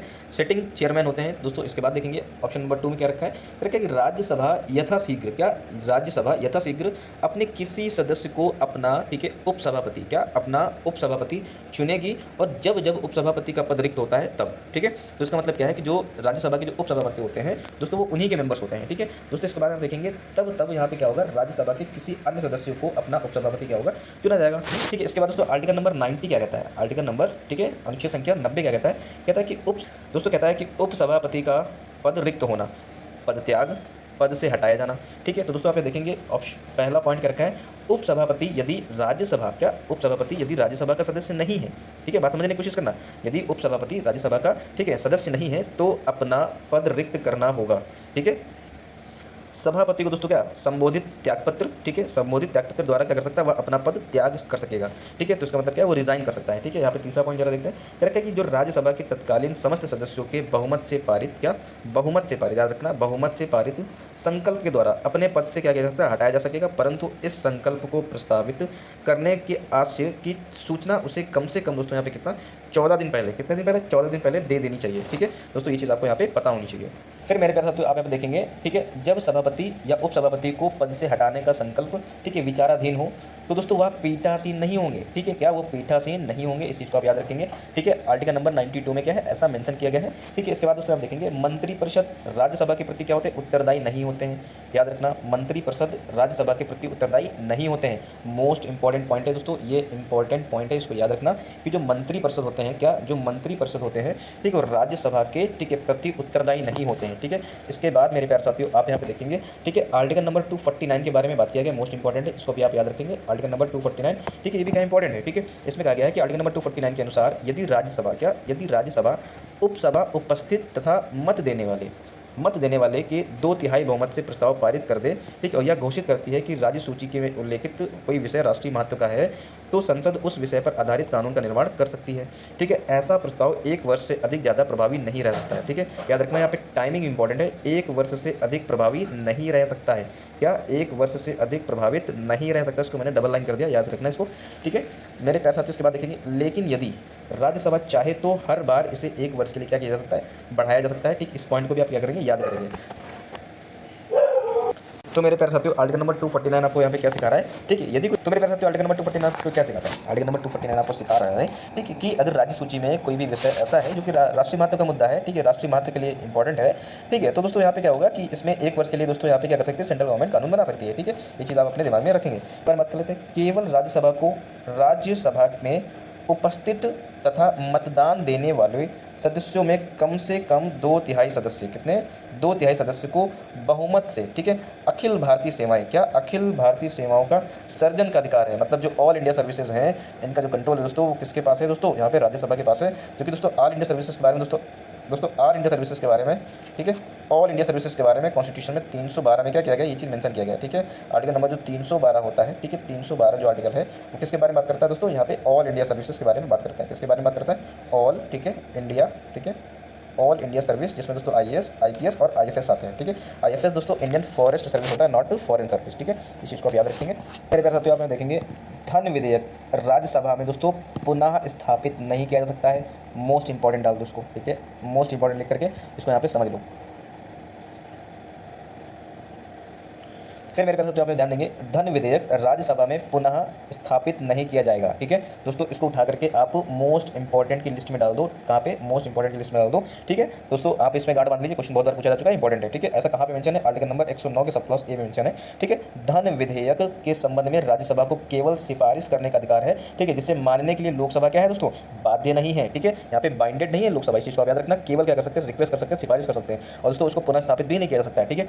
इसके लिए राज्यसभा को दोस्तों 14 दिन का समय मिलता है। कितने दिन का समय मिलता है यहाँ पे याद रखना। आजकल नंबर्स के ऊपर दोस्तों खुद क्वेश्चन पूछ रहा है, फैक्ट भी बीच में खूब डाला है, ठीक है, और दोस्तों छोटे छोटे नंबर्स पूछ ले रहे हैं। दोस्तों कितने दिन का टाइम मिलता है, 14 दिन का समय मिलता है। यदि इस समय में विधेयक वापस नहीं होता है, क्या इस समय में विधेयक वापस नहीं होता है तो दोस्तों पारित समझा जाता है। क्या बनता है, उसको यहाँ पे पारित ही समझ लिया जाता है। राज्यसभा धन विधेयक को, क्या राज्यसभा धन विधेयक को ना अस्वीकार कर सकती है और ना ही दोस्तों इसमें कोई संशोधन कर सकती है, ठीक। इसमें आप याद रखेंगे, ना ही दोस्तों क्या करेगी, कोई संशोधन करेगी, क्या करेगी, ना ही कोई संशोधन करेगी और ना ही दोस्तों इसको क्या कर सकती है, अस्वीकार कर सकती है। इस चीज़ को आप याद रखेंगे, ठीक है। इसके बाद दोस्तों यहाँ पे देखेंगे, इसके बाद मेरे पास आप देखेंगे राष्ट्रपति वर्ष में कम से कम, क्या कम से कम 2 बार राज्यसभा का अधिवेशन आहूत करता है। क्या करता है, कम से कम 2 बार यहाँ पे राज्यसभा का अधिवेशन आहूत करता है, ठीक है। राज्यसभा के एक सत्र की अंतिम बैठक तथा अगले सत्र की प्रथम बैठक के बीच में जो अंतर होता है दोस्तों, वो 6 माह से ज़्यादा का नहीं हो सकता है। क्या नहीं हो सकता है, 6 माह से ज़्यादा समय अंतर नहीं हो सकता है, ठीक है। इसके बाद दोस्तों आप देखेंगे राज्यसभा का पहली बार गठन दोस्तों 3 अप्रैल, डेट भी याद रखना एकदम, ठीक है, 3 अप्रैल आपको पक्का याद होना चाहिए, 3 अप्रैल 1952 को किया गया, ठीक है। इसकी पहली बैठक दोस्तों कब हुई थी, 13 मई 1952 को हुई थी, ठीक है। अप्रैल और मई, 3 अप्रैल और 13, ठीक है। 3 के आगे डंडा लगाएंगे तो क्या बन जाएगा, यहाँ पे 13 बन जाएगा, ठीक है। और 1 महीना आगे बढ़ा देंगे दोस्तों क्या हो जाएगा, मई हो जाएगा। तो इससे आप याद रखेंगे 3 अप्रैल को दोस्तों क्या हुआ, गठन हुआ, और 13 मई की दोस्तों क्या होती है, यहाँ पे पहली बैठक होती है, ठीक है। इसके बाद दोस्तों आप देखेंगे राज्यसभा में प्रतिनिधित्व नहीं है। क्या राज्यसभा में दोस्तों किसका प्रतिनिधित्व नहीं है, ठीक है। अंडमान निकोबार, चंडीगढ़, ठीक है, दादर और नागर हवेली, ठीक है, दमन और दीव दोस्तों, और यहाँ पे देखेंगे लक्षद्वीप, क्या देखेंगे, लक्षद्वीप देखेंगे, ठीक। मेरे प्यारे साथियों, हम बात करने वाले हैं यहाँ पे कुछ ऐसी कॉन्स्टिट्यूशनल बॉडीज़ के बारे में, स्टैचुरी बॉडीज़ के बारे में, एग्जीक्यूटिव बॉडीज़ के बारे में, जो अक्सर न्यूज़ में बनी रहती हैं। तो मेरे प्यारे साथियों, आपने CAG के बारे में तो अच्छे से पढ़ा ही होगा, ठीक है, जिसको हम लोग बोलते हैं कैग, ठीक है, कॉम्प्ट्रोलर एंड ऑडिटिंग जनरल, ठीक है, नियंत्रक एवं महालेखक परीक्षक, क्या नियंत्रक एवं महालेखक परीक्षक, ठीक है। तो मेरे प्यारे साथियों, अब यहाँ देखेंगे कि एक वरिष्ठ IAS ऑफिसर, क्या एक वरिष्ठ IAS अधिकारी, ठीक है, के संजय मूर्ति, कौन, के संजय मूर्ति भारत के कैग, क्या कैग नियुक्त किए गए, क्या किए गए, कैग नियुक्त किए गए। तो दोस्तों मेरे प्यारे साथियों, वन लाइनर फैक्ट के लिए ये इंपॉर्टेंट है, ठीक है। अब दोस्तों यहाँ पे इनकी नियुक्ति हुई है, तो दोस्तों ये टॉपिक इंपॉर्टेंट तो बन ही जाता है, ठीक है। तो आप यहाँ पे देखते हैं दोस्तों कैग के बारे में, ठीक है। कैग क्या होता है, भारतीय लेखा परीक्षक और लेखा विभाग का दोस्तों क्या होता है, प्रमुख होता है। क्या होता है, लेखा विभाग का प्रमुख होता है दोस्तों। यह एक संवैधानिक बॉडी है, ठीक है, कॉन्स्टिट्यूशनल बॉडी है, जिसका उल्लेख दोस्तों कॉन्स्टिट्यूशन में आर्टिकल नंबर 148 के माध्यम से किया गया है, ठीक है। अब यहाँ पे देखेंगे कि जो कैग होते हैं, ठीक है दोस्तों, इनकी नियुक्ति किसके द्वारा की जाती है। तो दोस्तों इनकी नियुक्ति किसके द्वारा की जाते हैं, ठीक है। तो आप देखेंगे इसे भारत के राष्ट्रपति, क्या प्रेसिडेंट ऑफ इंडिया, ठीक है, राष्ट्रपति अपने हस्ताक्षर व मुद्रा सहित अधिपत्र द्वारा क्या करते हैं, नियुक्त करते हैं। क्या करते हैं, कहने का मतलब क्या है कि इनकी नियुक्ति किसके द्वारा की जाती है, राष्ट्रपति के द्वारा की जाती है, ठीक है। वेतन और सेवा की शर्तें, ठीक है, ये सब संसद द्वारा क्या होता है, कानून बनाकर के निर्धारित की जाती है, ठीक है। इसे भारत की संचित निधि से, कंसोलिडेटेड फंड ऑफ इंडिया, क्या कंसोलिडेटेड फंड ऑफ इंडिया से क्या कहता है, वेतन जाता है, ठीक है। आर्टिकल, इसके बाद दोस्तों आप देखेंगे कि पुनर्नियुक्ति, ठीक है, केंद्र और राज्य सरकार दोनों जगह किसी भी पद पर पुनर्नियुक्ति के लिए पात्र नहीं है। मतलब दोस्तों एक बार जो लोग कैग में हो चुके हैं, ठीक है दोस्तों, उनको पुनर्नियुक्त नहीं किया जाएगा। इसके बाद दोस्तों आप देखेंगे कि आर्टिकल नंबर 149, ठीक है, कैग के कार्य और शक्तियाँ, ठीक है, CAG के कार्य और शक्तियाँ, ठीक है, तो संसद द्वारा निर्धारित की जाती है। किसके द्वारा निर्धारित की जाती है, संसद के द्वारा निर्धारित की जाएगी। आर्टिकल नंबर 151 देखेंगे दोस्तों, यहाँ पे देखेंगे कैग की रिपोर्ट राष्ट्रपति को प्रस्तुत की जाएगी, फिर राष्ट्रपति की ओर से इन रिपोर्ट को संसद के प्रत्येक सदन के पटल पर क्या होता है, रखा जाता है, ठीक है। कहने का मतलब क्या है, आर्टिकल नंबर 151 बात करता है कि कैग की जो रिपोर्ट होगी वो किसके सामने प्रस्तुत की जाएगी, राष्ट्रपति के सामने प्रस्तुत की जाएगी, ठीक है। फिर राष्ट्रपति क्या करेंगे, इस रिपोर्ट को संसद के प्रत्येक सदन के पटल पर रखा जाएगा, ठीक है। फिर दोस्तों आप देखेंगे राष्ट्रपति की ओर से इन रिपोर्ट्स को, क्या इन रिपोर्ट्स को दोस्तों कहाँ पर रखा जाएगा, संसद में रखा जाएगा, ठीक है। इसके बाद दोस्तों आप देखेंगे कि भारत का नियंत्रक और महालेखक परीक्षक, क्या नियंत्रक और महालेखक परीक्षक, ठीक है, कर्तव्य, शक्तियाँ, सेवा की शर्तें, अधिनियम 1971 में दोस्तों क्या है, डिफाइन किया गया है, ठीक है। इनका जो टेन्योर होता है दोस्तों 6 साल का होता है और मैक्सिमम कितना हो सकता है, 65 साल हो सकता है, ठीक है। 6 साल 65 साल की दोस्तों आयु होने तक की जो पहले आ जाए, ठीक है। अब दोस्तों यहाँ पे देखेंगे पद से हटाया जाना है, इनको दोस्तों कैसे हटाया जाता है, ठीक है। यहाँ पे इस चीज़ को देखेंगे, उससे राष्ट्रपति उसी विधि से हटा सकता है जिस विधि से सुप्रीम कोर्ट के न्यायाधीश को हटाया जाता है, ठीक है। जजेस ऑफ द सुप्रीम कोर्ट को जैसे रिमूवल किया जाता है उसी हिसाब से दोस्तों यहाँ पे क्या करते हैं, ठीक है, CAG को दोस्तों क्या करते हैं, हटा सकते हैं। दोस्तों आप यहाँ पे एक चीज़ और ध्यान देंगे कि यहाँ पे जो देश का एक महत्वपूर्ण 4 पिलर है, ठीक है, उनमें से दोस्तों आप यहाँ पे देखेंगे कौन कौन आ सकते हैं, ठीक है। इलेक्शन कमीशन, क्या इलेक्शन, ठीक है, कमीशन, ठीक है। इसके बाद दोस्तों आप देखेंगे UPSC, क्या UPSC, ठीक है। उसके बाद दोस्तों आप देखेंगे CAG, क्या देखेंगे, CAG, ठीक है। उसके बाद देखेंगे दोस्तों जुडिशियरी, क्या है, जुडिशियरी, ठीक है। तो दोस्तों यहाँ पे आप देखेंगे कि जितने भी पद हैं या फिर जितने भी ये दोस्तों ये ऑफिसर्स हैं दोस्तों, ये सभी ज़्यादा क्या है, देश की दोस्तों डेमोक्रेसी के लिए और दोस्तों देश की रक्षा के लिए बहुत ज़्यादा महत्वपूर्ण है। इलेक्शन कमिश्नर अगर दोस्तों यहाँ पे फ्रॉड हो जाता है या फिर दोस्तों संविधान का पालन नहीं करता है दोस्तों, जब बेईमानी कर जाता है तो देश में कोई गलत नेता आ जाएगा, UPSC थ्रू दोस्तों अगर किसी गलत रिक्रूटमेंट हो गया, ठीक है, तो दोस्तों यहाँ पे लोग बेईमानी करने आ जाएंगे पदों पर रह करके। CAG की रिपोर्ट दोस्तों अगर यहाँ पे गलत हो जाएगी तो दोस्तों कोई भी फंड यहाँ पे गलत, तो दोस्तों कोई भी फंड है यहाँ पे गलत तरीके से प्रस्तुत कर दिया जाएगा। जुडिशियरी में दोस्तों यहाँ पे अगर न्याय गलत होने लग जाएगा तो दोस्तों यहाँ पे भी दिक्कत आ जाएगी। तो कहने का मतलब क्या है कि देश के इंपॉर्टेंट पिलर में से ये 4 पिलर भी गिने जाते हैं, इलेक्शन कमीशन और दोस्तों UPSC, CAG और दोस्तों जुडिशियरी। तो मेरे प्यारे साथियों इस चीज़ को आप यहाँ पे अपने दिमाग में रखेंगे। स्टेट फाइनेंस कमीशन, ठीक है, राज्य वित्त आयोग, ठीक है। अब दोस्तों हम देखेंगे हाल ही में केंद्रीय पंचायती राज मंत्रालय ने अपनी तरह का पहला वित्त आयोग सम्मेलन, क्या वित्त आयोग सम्मेलन आयोजित किया है। इसमें राज्य, ठीक है, वित्त आयोग, ठीक है, एसएफसी जिसको बोलते हैं, को मजबूत बनाने पर दोस्तों विशेष जोर दिया जाएगा। किसमें? वित्त आयोग सम्मेलन में। कहाँ पे? वित्त आयोग सम्मेलन में दोस्तों। कहाँ पे? केंद्रीय पंचायती राज मंत्रालय ने, किसके द्वारा दोस्तों? केंद्रीय पंचायती राज्य मंत्रालय द्वारा क्या किया गया है? वित्त आयोग सम्मेलन दोस्तों क्या किया गया? आयोजित किया गया। इसका टारगेट क्या है कि यहाँ पे हम लोग क्या करेंगे? राज्य वित्त आयोग को क्या करेंगे? और ज़्यादा मजबूती और सुदृढ़ बनाएंगे। ठीक है, आप यहाँ देखेंगे दोस्तों, आप यहाँ देखेंगे आर्टिकल नंबर 243I, क्या 243I के अनुसार राज्यपाल को 73वें संविधान संशोधन अधिनियम 1992, क्या 73वें संविधान संशोधन अधिनियम 1992 के लागू होने के 1 वर्ष के भीतर राज्य वित्त आयोग का गठन करना होगा। कहने का मतलब क्या है? पंचायती राज इंस्टीट्यूशन आपको पता होगा दोस्तों, ठीक है, जिसमें दोस्तों पंचायती राज इंस्टीट्यूशन और दोस्तों यहाँ पे देखेंगे म्युनिसिपल कॉर्पोरेशन का दोस्तों यहाँ पे क्या किया गया? 73वें और 74वें संविधान संशोधन से क्या किया गया था? गठन किया गया था। तो दोस्तों इसमें हुआ क्या? इसमें हुआ ये कि यहाँ पे पावर को क्या किया गया? डिसेंट्रलाइज किया गया, विकेंद्रीकरण किया गया। विकेंद्रीकरण करने का मतलब ये है कि पावर केंद्र में ना होकर के दोस्तों अब पावर क्या हो जाएगी? बिखर जाएगी। क्या हो जाएगी? पावर को बिखेर दिया जाएगा। कहने का मतलब ये एक संघवाद का एक बेहतरीन स्वरूप है। कहने का मतलब क्या है दोस्तों? अनेकता में एकता, हिंद की विशेषता। ठीक है, कहने का तात्पर्य क्या है? इतनी डाइवर्सिटी होने के बावजूद, ठीक है, इतना दोस्तों विविधताएं होने के बावजूद जगह जगह पे दोस्तों यहाँ पे बोली भाषा बदल जाती है, जगह जगह पे दोस्तों खान पीन बदल जाता है, जगह जगह पे दोस्तों हर एक चीज़ बदल जाती है, रहन सहन, बोली भाषा, कल्चर, ठीक है, हर एक चीज़ में दोस्तों आपको परिवर्तन देखने मिलता है दोस्तों। Having the huge diversity in India despite we are living together. ठीक है दोस्तों, हम लोग एक साथ रह रहे हैं इतनी डाइवर्सिटी होने के बावजूद। तो मेरे प्यारे साथियों, इसका सीधा सा एग्जाम्पल क्या है? पावर को क्या कर दिया गया है? सबको एंजॉय देने का दोस्तों, पावर को एंजॉय करने का दोस्तों सबको राइट्स मिल गया। कहने का मतलब क्या है? पावर अब यहाँ पे एक केंद्र में ना होकर के दोस्तों क्या हो गई है? पावर को बिखेर दिया गया है। ठीक है, डिसेंट्रलाइज कर दिया गया है। ठीक है दोस्तों, जब पंचायती राज इंस्टीट्यूशन आपको पढ़ाएंगे तो उसमें दोस्तों इसको खूबसूरती से कवर करेंगे एक एक चीज़ को। तो मेरे प्यारे साथियों वहाँ पे क्या है?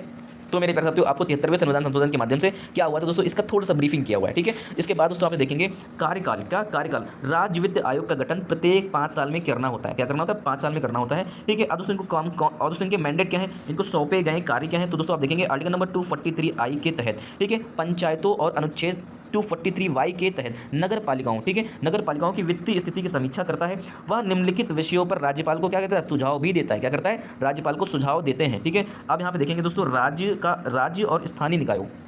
अब दोस्तों आप देखेंगे राज्य और स्थानीय निकायों, जिसको हम लोग बोलते हैं पंचायतों या फिर नगर पालिकाओं के बीच करों का वितरण। ठीक है, क्या करना है? करों का वितरण, जो टैक्सेस हैं इनमें दोस्तों कैसे आप क्या करेंगे? डिवाइड करेंगे। क्या करेंगे? यहाँ पे करों को कैसे डिवाइड किया जाएगा इसके बारे में। ठीक है, उन करों, शुल्कों आदि का निर्धारण करना। क्या करना? शुल्कों आदि का क्या करना? निर्धारण करना। टैक्सेस को क्या करना? कंट्रोल करना। ठीक है, जिन्हें स्थानीय निकायों को सौंपा जा सकता है या उनके द्वारा विनियोजित, ठीक है, अप्रोप्रिएटेड। क्या? अप्रोप्रिएटेड मतलब सटीक किया जा सकता है। ठीक है, तथा आप यहाँ पे देखेंगे राज्य द्वारा स्थानीय निकायों को सहायता अनुदान प्राप्त कराना। क्या करना? राज्य द्वारा स्थानीय निकायों को यहाँ पे सहायता अनुदान प्राप्त कराना। मेरे प्यारे साथियों, आप यहाँ पे देखेंगे एक क्वेश्चन यहाँ से बनता है कि जो स्टेट फाइनेंस कमीशन जो अपनी रिपोर्ट देता है राज्यपाल को, ठीक है, या फिर जो भी सुझाव देता है, तो क्या राज्य की सरकारें इसको मानने के लिए बाध्य है? ठीक है, बाइंडेड है? ठीक है, क्या यहाँ पे आप ध्यान देंगे क्या बाइंडेड है? ठीक है, तो इस चीज़ को दोस्तों आप यहाँ पे हमें सर्च करके बताइए, क्या ये इसमें बाध्य है अथवा नहीं है। ठीक है, लीगली बाइंडेड है और नॉट। ठीक है, तो दोस्तों आई होप आपको यहाँ पे स्टेट फाइनेंस कमीशन से रिलेटेड यहाँ पे कुछ चीजें समझ में आई हैं। तो दोस्तों आप देखेंगे पंचायतों के लिए आर्टिकल नंबर 243I, ठीक है, और दोस्तों नगर पालिकाओं के लिए दोस्तों आर्टिकल नंबर 243Y। ठीक है दोस्तों, इन आर्टिकल्स को अपने दिमाग में रखना है। ठीक है, और दोस्तों इनका टेन्योर कितना होता है? 5 साल के लिए होता है। और दोस्तों ये क्या करते हैं? ठीक है दोस्तों, आप यहाँ क्या करते हैं? ठीक है, सहायता अनुदान, ठीक है, पंचायतों और नगर पालिकाओं को सहायता अनुदान के लिए दोस्तों क्या करते हैं? यहाँ पे डिमांड करते हैं। और करों का दोस्तों वितरण कैसा होगा? ठीक है दोस्तों, इसके बारे में भी यहाँ पे डिसाइड करके बताते हैं। ठीक है, सुझाव देते हैं। ठीक है, तो मेरे प्यारे साथियों, आई होप आपको इतनी सारी बातें समझ में आएंगी। तो दोस्तों जल्दी मिलते हैं आपको नेक्स्ट वीडियो में। Thank you so much for watching this video. और हाँ दोस्तों, आपको यहाँ पे मेरे द्वारा बोले गए एक एक शब्दों को अपने दिमाग में रखना है। मेरी बातें आपके दिमाग में चलनी चाहिए, क्योंकि दोस्तों आजकल जो पेपर है थोड़ा डाइसी हो गया है। कहने का मतलब है पेपर थोड़ा कॉन्सेप्ट बेस पे पूछ रहा है। तो दोस्तों मैं जो भी बातें करता हूं दोस्तों यहाँ पे फैक्ट तो बता देता हूं आपको, लेकिन दोस्तों कॉन्सेप्ट से बताने की कोशिश करता हूं, ताकि दोस्तों वो चीज़ आपके दिमाग में लंबे समय तक रिटेन रहे। तो दोस्तों जल्दी मिलते हैं आपको नेक्स्ट वीडियो में। Thank you so much for watching this video. साथियों आप में देखेंगे राज्यसभा के सभापति को हटाने की क्या प्रक्रिया है। ठीक है, इसके बारे में दोस्तों मैं पहले ही बात कर सका हूं। ठीक है, जब राज्यपाल वाला टॉपिक मैंने आपको पढ़ाया था, ठीक है, इसमें दोस्तों मैंने सारी चीजें बताई थी आपको। ठीक है, राज्यसभा के बारे में मैंने बताया था दोस्तों, the process of the removal of this Rajya Sabha chairperson. ठीक है, क्या राज्यसभा चेयरपर्सन दोस्तों होता क्या है कि विपक्षी दल ने राज्यसभा के सभापति के खिलाफ दोस्तों अविश्वास प्रस्ताव, ठीक है, अविश्वास प्रस्ताव लाने का क्या किया था? प्रस्ताव पेश किया था। ठीक है, संविधान के आर्टिकल 64 में, किसमें? आर्टिकल नंबर 64 में यह प्रावधान है कि भारत का उपराष्ट्रपति राज्यसभा का पदेन सभापति होता है। ठीक है, क्या होता है? राज्यसभा का क्या होता है? पदेन सभापति होता है। किसका? ठीक है, उपराष्ट्रपति। ठीक है, तो उसके बाद दोस्तों आप देखेंगे उपराष्ट्रपति को पद से हटाने की संवैधानिक प्रक्रिया क्या है, यहाँ पे इसको थोड़ा सा जानने की कोशिश करेंगे। ठीक है, नोटिस अवधि, क्या चीज़? नोटिस अवधि। पद से हटाने का संकल्प दोस्तों पेश करने से पहले आपको 14 दिन पहले क्या करना होगा?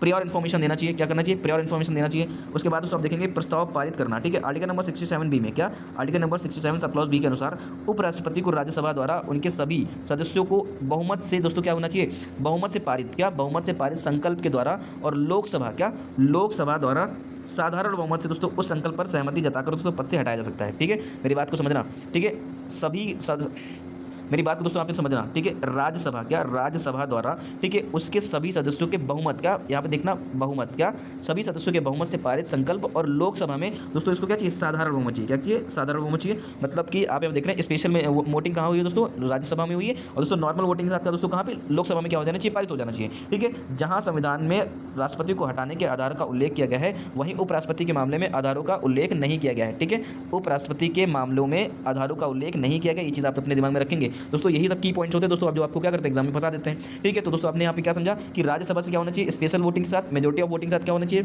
पारित होना चाहिए, ठीक है। बहुमत से क्या होना चाहिए, पारित होना चाहिए 2/3 मेजोरिटी के साथ में, ठीक है। जबकि दोस्तों लोकसभा की बात कर ले, अगर लोकसभा की बात कर ले तो यहाँ पे देखेंगे साधारण बहुमत से, क्या साधारण बहुमत से उस संकल्प को यहाँ पे क्या होना चाहिए, सहमति जताकर पद से हटाया जा सकता है, ठीक है। दोस्तों आप यहाँ पे देखेंगे संविधान में, ठीक है, राष्ट्रपति को हटाने के लिए, ठीक है, राष्ट्रपति के ऊपर जो महाभियोग लगता है, इंपीचमेंट लगता है, आर्टिकल नंबर 61 के आधार पर, ठीक है। तो दोस्तों आप देखेंगे राष्ट्रपति को हटाने के आधारों का उल्लेख किया गया है, लेकिन वहीं पर उपराष्ट्रपति के मामले में आधारों का उल्लेख नहीं किया गया कि किन आधार पर इनको क्या किया जाना चाहिए, हटा देना चाहिए। तो मेरे प्यारे साथियों इन बातों को आप थोड़ी थोड़ी सी बातें अपने दिमाग में रखना चाहिए। 14 दिन पहले दोस्तों क्या करना है, इनको प्रायर इन्फॉर्मेशन देना है। राज्यसभा में दोस्तों क्या होता है, मुद्दा उठाया जाता है, ठीक है। राज्यसभा में बहुमत के साथ पारित होना चाहिए और लोकसभा में क्या हो जाना चाहिए, साधारण बहुमत से ये पारित किया जा सकता है, ठीक है। ऐसा कहाँ पे है दोस्तों, आर्टिकल नंबर 67 के सब क्लॉज बी में मेंशन किया गया है, ठीक है। और दोस्तों आप देखेंगे संविधान के अनुच्छेद 64 में यहाँ प्रावधान किया गया है कि भारत के उपराष्ट्रपति राज्यसभा का क्या होगा, पदेन सभापति होगा, ठीक है। इस चीज़ को भी आप अपने दिमाग में रखेंगे। तो दोस्तों जल्दी मिलते हैं नेक्स्ट वीडियो में। Thank you so much for watching this video.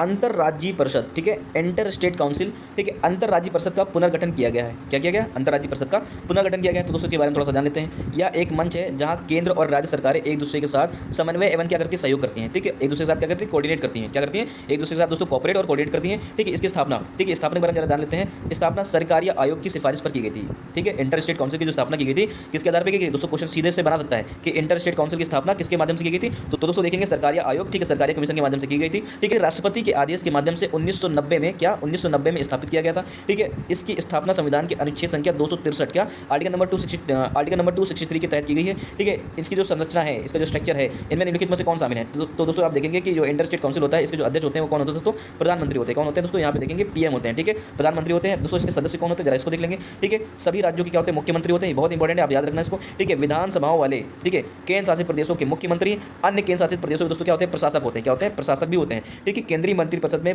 Cabinet rank के दोस्तों 6 मंत्री होते हैं, क्या होते हैं, कैबिनेट दोस्तों रैंक के क्या होते हैं, 6 मंत्री होते हैं, जिन्हें दोस्तों प्रधानमंत्री द्वारा क्या जाता है, नामित किया जाता है। दोस्तों इसका दोस्तों एक एक पॉइंट दोस्तों क्या है यहाँ पे मोस्ट इंपॉर्टेंट है, क्या है, मोस्ट इंपॉर्टेंट है दोस्तों। आप यहाँ पे इसको यहाँ पे स्टार मार्क लगा लीजिए, इसके बारे में आप अच्छे से पढ़ के जाएंगे। क्या पढ़ के जाएंगे कि दोस्तों इसका गठन किया कि दोस्तों आपको क्या नोटिस करना है, आपको नोटिस करना है कि इंटर स्टेट काउंसिल का जो गठन हुआ था दोस्तों किसकी रिकमेंडेशन पे हुआ था, सरकारी कमीशन की रिकमेंडेशन पे हुआ था। दोस्तों इसमें मेंशन क्या है, आर्टिकल नंबर 263, दोस्तों आर्टिकल नंबर 263 के माध्यम से दोस्तों क्या होता है, ठीक है, इंटर स्टेट काउंसिल का दोस्तों प्रावधान दिया गया कॉन्स्टिट्यूशन में, ठीक है। दोस्तों राष्ट्रपति के आदेश दोस्तों कब, राष्ट्रपति के आदेश पे दोस्तों 1990 में क्या की गई थी, इसकी स्थापना की गई थी। दोस्तों इसका जो हेड होता है कौन होता है, प्रधानमंत्री होता है, ठीक है। राज्य के दोस्तों मुख्यमंत्री होते हैं, दोस्तों इसके जो सदस्य होते हैं, ठीक है।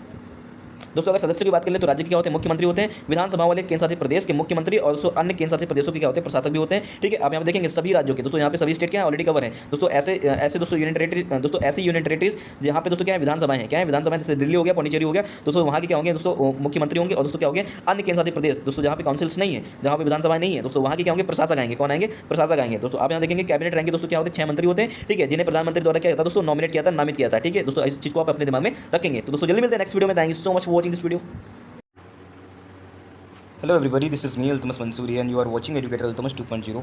सो फ्यूचर ऑफिसर्स, आज मैं यहाँ पे एक क्वेश्चन लेके आया हूँ जिसका संबंध दोस्तों पॉलिटिक्स है। किसके है, पॉलिटी के ऊपर है। किसका है क्वेश्चन, ये पॉलिटी का क्वेश्चन है, ठीक है। आप यहाँ पे देखेंगे दोस्तों जितने भी क्वेश्चन मैं ये कराऊँगा मोस्ट प्रोबेबली दोस्तों अगर पेपर कितना भी टफ जाएगा दोस्तों इसके ऊपर नहीं भाग सकता है, ठीक है। तो मेरे प्यारे साथियों आप हमारे साथ जुड़े रहें और अपनी तैयारी को आसान बनाएं। कम समय में जो क्रीम दे रहे हैं, कम समय में जो चीज़ें मैं करके दे रहा हूँ और दोस्तों जो मेहनत मैं लगा रहा हूँ आप लोगों के साथ में दोस्तों, नो वन इज़ डूइंग। मैं दोस्तों स्वयं की तारीफ़ करने नहीं आया हूँ, लेकिन दोस्तों जो मैं कर रहा हूँ वो मैं जानता हूँ दोस्तों। वो जिन्हें पता है उन्हें पता है कि मैं दोस्तों क्या दे रहा हूँ और इसकी वैल्यू क्या है और ये कितना रिलायबल है, ठीक है। पढ़ने के लिए दोस्तों तो आपके पास बहुत कुछ है, आप कितना पढ़ाई करोगे, ठीक है। आपको प्रोफेसर नहीं बनना है, आपको वो पढ़ना है जो पेपर में आ रहा है, ठीक है। आपको वो करना है जो आपके लिए ज़रूरी है। तो मेरे प्यारे साथियों आप यहाँ पे इन सभी चीज़ों को ध्यान देंगे, आप मेरी किसी भी चीज़ को स्किप नहीं करेंगे दोस्तों। बहुत बड़ी बात नहीं है, हो सकता है कि एक वीडियो दोस्तों आपको एक क्वेश्चन दे के जाए, पेपर हो जाएगा, इसका प्रमाण मैं आपको दूंगा, ठीक है। तो दोस्तों चलते हैं, ठीक, क्वेश्चन को शुरू करते हैं कि यहाँ पे क्वेश्चन क्या रखा है, ठीक है। प्यारे साथियों क्वेश्चन को मैंने हिंदी और इंग्लिश दोनों में ही यहाँ पे लगा रखा है, ठीक है। जब आप देखेंगे तो मेरे प्यारे साथियों क्वेश्चन क्या रखा है, जब भारत के राष्ट्रपति पर, ठीक है, संविधान के उल्लंघन के लिए महाभियोग लगाया जाता है। क्या लगाया जाता है मेरे प्यारे साथियों? महाभियोग लगाया जाता है। तो आरोप निम्नलिखित द्वारा लगाए जाते हैं, ठीक। आरोप निम्नलिखित द्वारा लगाया जाएगा, ठीक है दोस्तों। ऑप्शन नंबर ए क्या रखा है? ए लोकसभा के द्वारा, बी राज्यसभा के द्वारा, सी क्या रखा है दोस्तों? संसद का कोई भी सदन, ठीक है, डी क्या रखा है दोस्तों? लोकसभा, उसके बाद राज्यसभा, ठीक है। तो मेरे प्यारे साथियों इसका सॉल्यूशन क्या हो सकता है, इसके बारे में इन्फॉर्मेशन क्या है, ठीक है, इसको जानेंगे तब आकर के दोस्तों इस क्वेश्चन को आंसर करने की कोशिश करेंगे, ठीक है दोस्तों। अभी तक की जो मैं आपको पेपर पे वीडियो बना करके दे रहा था, ठीक है दोस्तों, वीडियो वही आएगी। अभी फिलहाल क्या है कि मेरी थोड़ा सा स्वास्थ्य ठीक नहीं है, मेरी तबीयत ठीक नहीं है, इसी वजह से पिछले 2 दिन से कंटेंट नहीं आ पाया है। उसके लिए दोस्तों मैं क्षमा चाहता हूँ आपसे, ठीक है। बहुत दोस्तों दिक्कत है मुझे, और सब कुछ मेरे सामने रखा है लेकिन मैं किन्हीं कारणवश कर नहीं पा रहा हूँ, ठीक है। सर में काफ़ी दिक्कत है मेरे, फिर भी दोस्तों मैं कोशिश कर रहा हूँ कि ये लेट करके वीडियो बना रहा हूँ मैं दोस्तों। ये जो टैब है, इस टैब पे दोस्तों मैंने लेट के वीडियो बना रहा हूँ, ठीक है। तो आप चीज़ों को समझेंगे और दोस्तों कोऑपरेट करेंगे बराबर से, ठीक है। फिलहाल अभी जैसे आ रहा है उसको थोड़ा सा मैनेज कर लीजिए, ठीक है। बहुत जल्दी 1 से 2 दिन का मैं समय और लूँगा, ठीक है। फिर दोस्तों आपके समझ से उसी पुराने अवतार में आ जाऊँगा। मेरे प्यारे साथियों, आप लोगों ने बहुत प्रेम दिखाया है, बहुत साथ दिया है मेरा, ठीक है, और बहुत ज़्यादा सपोर्ट किया है, बहुत ज़्यादा बिलीव किया है। और दोस्तों मैं इसी वजह से बस थोड़ा सा चिंतित रहता हूँ कि आप लोगों का ये विश्वास टूटने ना पाए, ठीक है। क्योंकि दोस्तों आप यहाँ केवल 500 रुपये दे के ही नहीं आए हैं, आपने दोस्तों यहाँ पे अपना विश्वास लगा दिया है, आप दोस्तों यहाँ पे समर्पित हो चुके हैं। तो मेरे प्यारे साथियों उसको मैं टूटने नहीं देना चाहता हूँ। हर हाल में बाय हुक और क्रुक जो भी करना पड़ेगा दोस्तों आपके लिए करेंगे, ठीक है दोस्तों। जितना भी मेरे से बन पा रहा है, जितनी मेरी औकात है, जितना मैं कर पा रहा हूँ दोस्तों, मैं 100% दे रहा हूँ। मेरी तरफ से दोस्तों बिल्कुल भी डिले नहीं है, बस थोड़ा सा शरीर साथ नहीं दे रहा है, बस इसी की दिक्कत है। और वेरी सून दोस्तों इसको भी मैं ठीक कर लूँगा, ठीक है। चलिए दोस्तों शुरू करते हैं। मेरे प्यारे साथियों, आप यहाँ पे देखेंगे राष्ट्रपति पर महाभियोग के बारे में बात हुई है, ठीक है। तो आप यहाँ पे देखेंगे राष्ट्रपति पर संविधान का, ठीक है, उल्लंघन करने पर दोस्तों महाभियोग चलाकर उसे पद से हटाया जा सकता है, ठीक है। ये बात बिल्कुल सही है दोस्तों। आर्टिकल नंबर 61, ठीक है, कॉन्स्टिट्यूशन का आर्टिकल नंबर 61 क्या करता है, इसके बारे में प्रोविजन करके देता है दोस्तों। इसका प्रावधान है, हालांकि दोस्तों संविधान का उल्लंघन वाक्य परिभाषित नहीं किया गया है, ठीक है। इस चीज़ को आप यहाँ पे याद रखेंगे। संविधान का उल्लंघन वाला जो वर्ड है, ठीक है, नॉट डिफाइंड, क्या नॉट डिफाइंड, ठीक है। इसको यहाँ पे दोस्तों डिफाइन नहीं किया गया है कॉन्स्टिट्यूशन में, ठीक है। परिभाषा नाम की कोई चीज़ नहीं है। इसके ऊपर दोस्तों मैं आपको एक प्रॉपर सेपरेट वीडियो दूंगा कि उसमें बताऊंगा दोस्तों ऐसे कौन से चीट कोड होते हैं दोस्तों जिसमें एग्जामिनर आपको क्या करता है, फंसा लेता है, ठीक है। तो चलिए दोस्तों आगे देखते हैं। दोस्तों आप देखेंगे महाभियोग, दोस्तों देखेंगे महाभियोग के आरोप संसद के किसी भी सदन में प्रारंभ किया जा सकता है, ठीक है। मतलब आप इसको चाहे लोकसभा से स्टार्ट करवा दे या राज्यसभा से स्टार्ट करा दे, आप इसको चाहे लोकसभा से स्टार्ट करा ले या राज्यसभा से स्टार्ट करा ले दोस्तों, इसको बोथ ऑफ हाउसेस से क्या कर सकते हैं, स्टार्ट कर सकते हैं, आइदर लोकसभा और राज्यसभा, ठीक है। मेरे प्यारे साथियों आप ध्यान देंगे इन आरोपों पर सदन के, ठीक है, 1/4, कितने दोस्तों याद रखना, इम्पीचमेंट लगाने के लिए कितना चाहिए होता है, 1/4 मेंबर, क्या 1/4, ठीक है, जिस सदन ने आरोप लगाया जाएगा, ठीक है, वे हस्ताक्षर होने चाहिए। और राष्ट्रपति को 14 दिन पहले क्या करना चाहिए, प्रियोर इन्फॉर्मेशन देना चाहिए। क्या देना चाहिए, पहले ही इसको चीज़ नोटिस दे देनी चाहिए। महाभियोग का प्रस्ताव दोस्तों 2/3 बहुमत से क्या होता है, पारित होता है। मतलब उसको 2/3 मेजोरिटी के साथ क्या करेंगे दोस्तों, इसको रिजोल्यूशन को पारित करवाएंगे। इसके पश्चात दोस्तों या दूसरे सदन में भेजा जाएगा, क्या हुआ, दूसरे सदन में भेजा जाएगा। मतलब पहले दोस्तों कहने का मतलब यह है कि प्रक्रिया जो स्टार्ट हो रही थी वो कितनी हो रही थी, 1/4 से दोस्तों 1/4 से क्या हो रही थी, ठीक है, 1/4 सदस्यों की संख्या से क्या हो रही थी, स्टार्ट हो रही थी।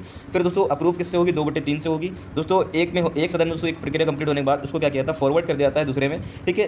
राष्ट्रपति को इसमें उपस्थित होने तथा अपना प्रतिनिधित्व करने का दोस्तों क्या है, अधिकार है, ठीक है दोस्तों। ये सभी दोस्तों जितने भी वर्ड लिखे हैं अपने आप में महत्वपूर्ण, इस चीज़ को ध्यान रखेंगे। यदि दूसरा सदन इन आरोपों को सही पाता है और महाभियोग प्रस्ताव को दोस्तों 2/3 से क्या कर देगा, बहुमत से पारित कर देता है, तो राष्ट्रपति का प्रस्ताव पारित होने की तिथि से, ठीक है, उसके पद से हटना होगा। क्या होगा, जिस दिन से दोस्तों पारित हो जाएगा, दोस्तों ये वर्ड जो है थोड़े सा काम के हैं, इसको याद रखना, उसी तिथि से दोस्तों हटना पड़ेगा जिस दिन से क्या हो जाएगा, ये पारित हो जाएगा। इसको आप याद रखेंगे, ठीक है।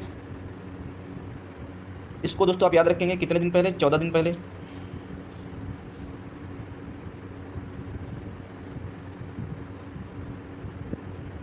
दोस्तों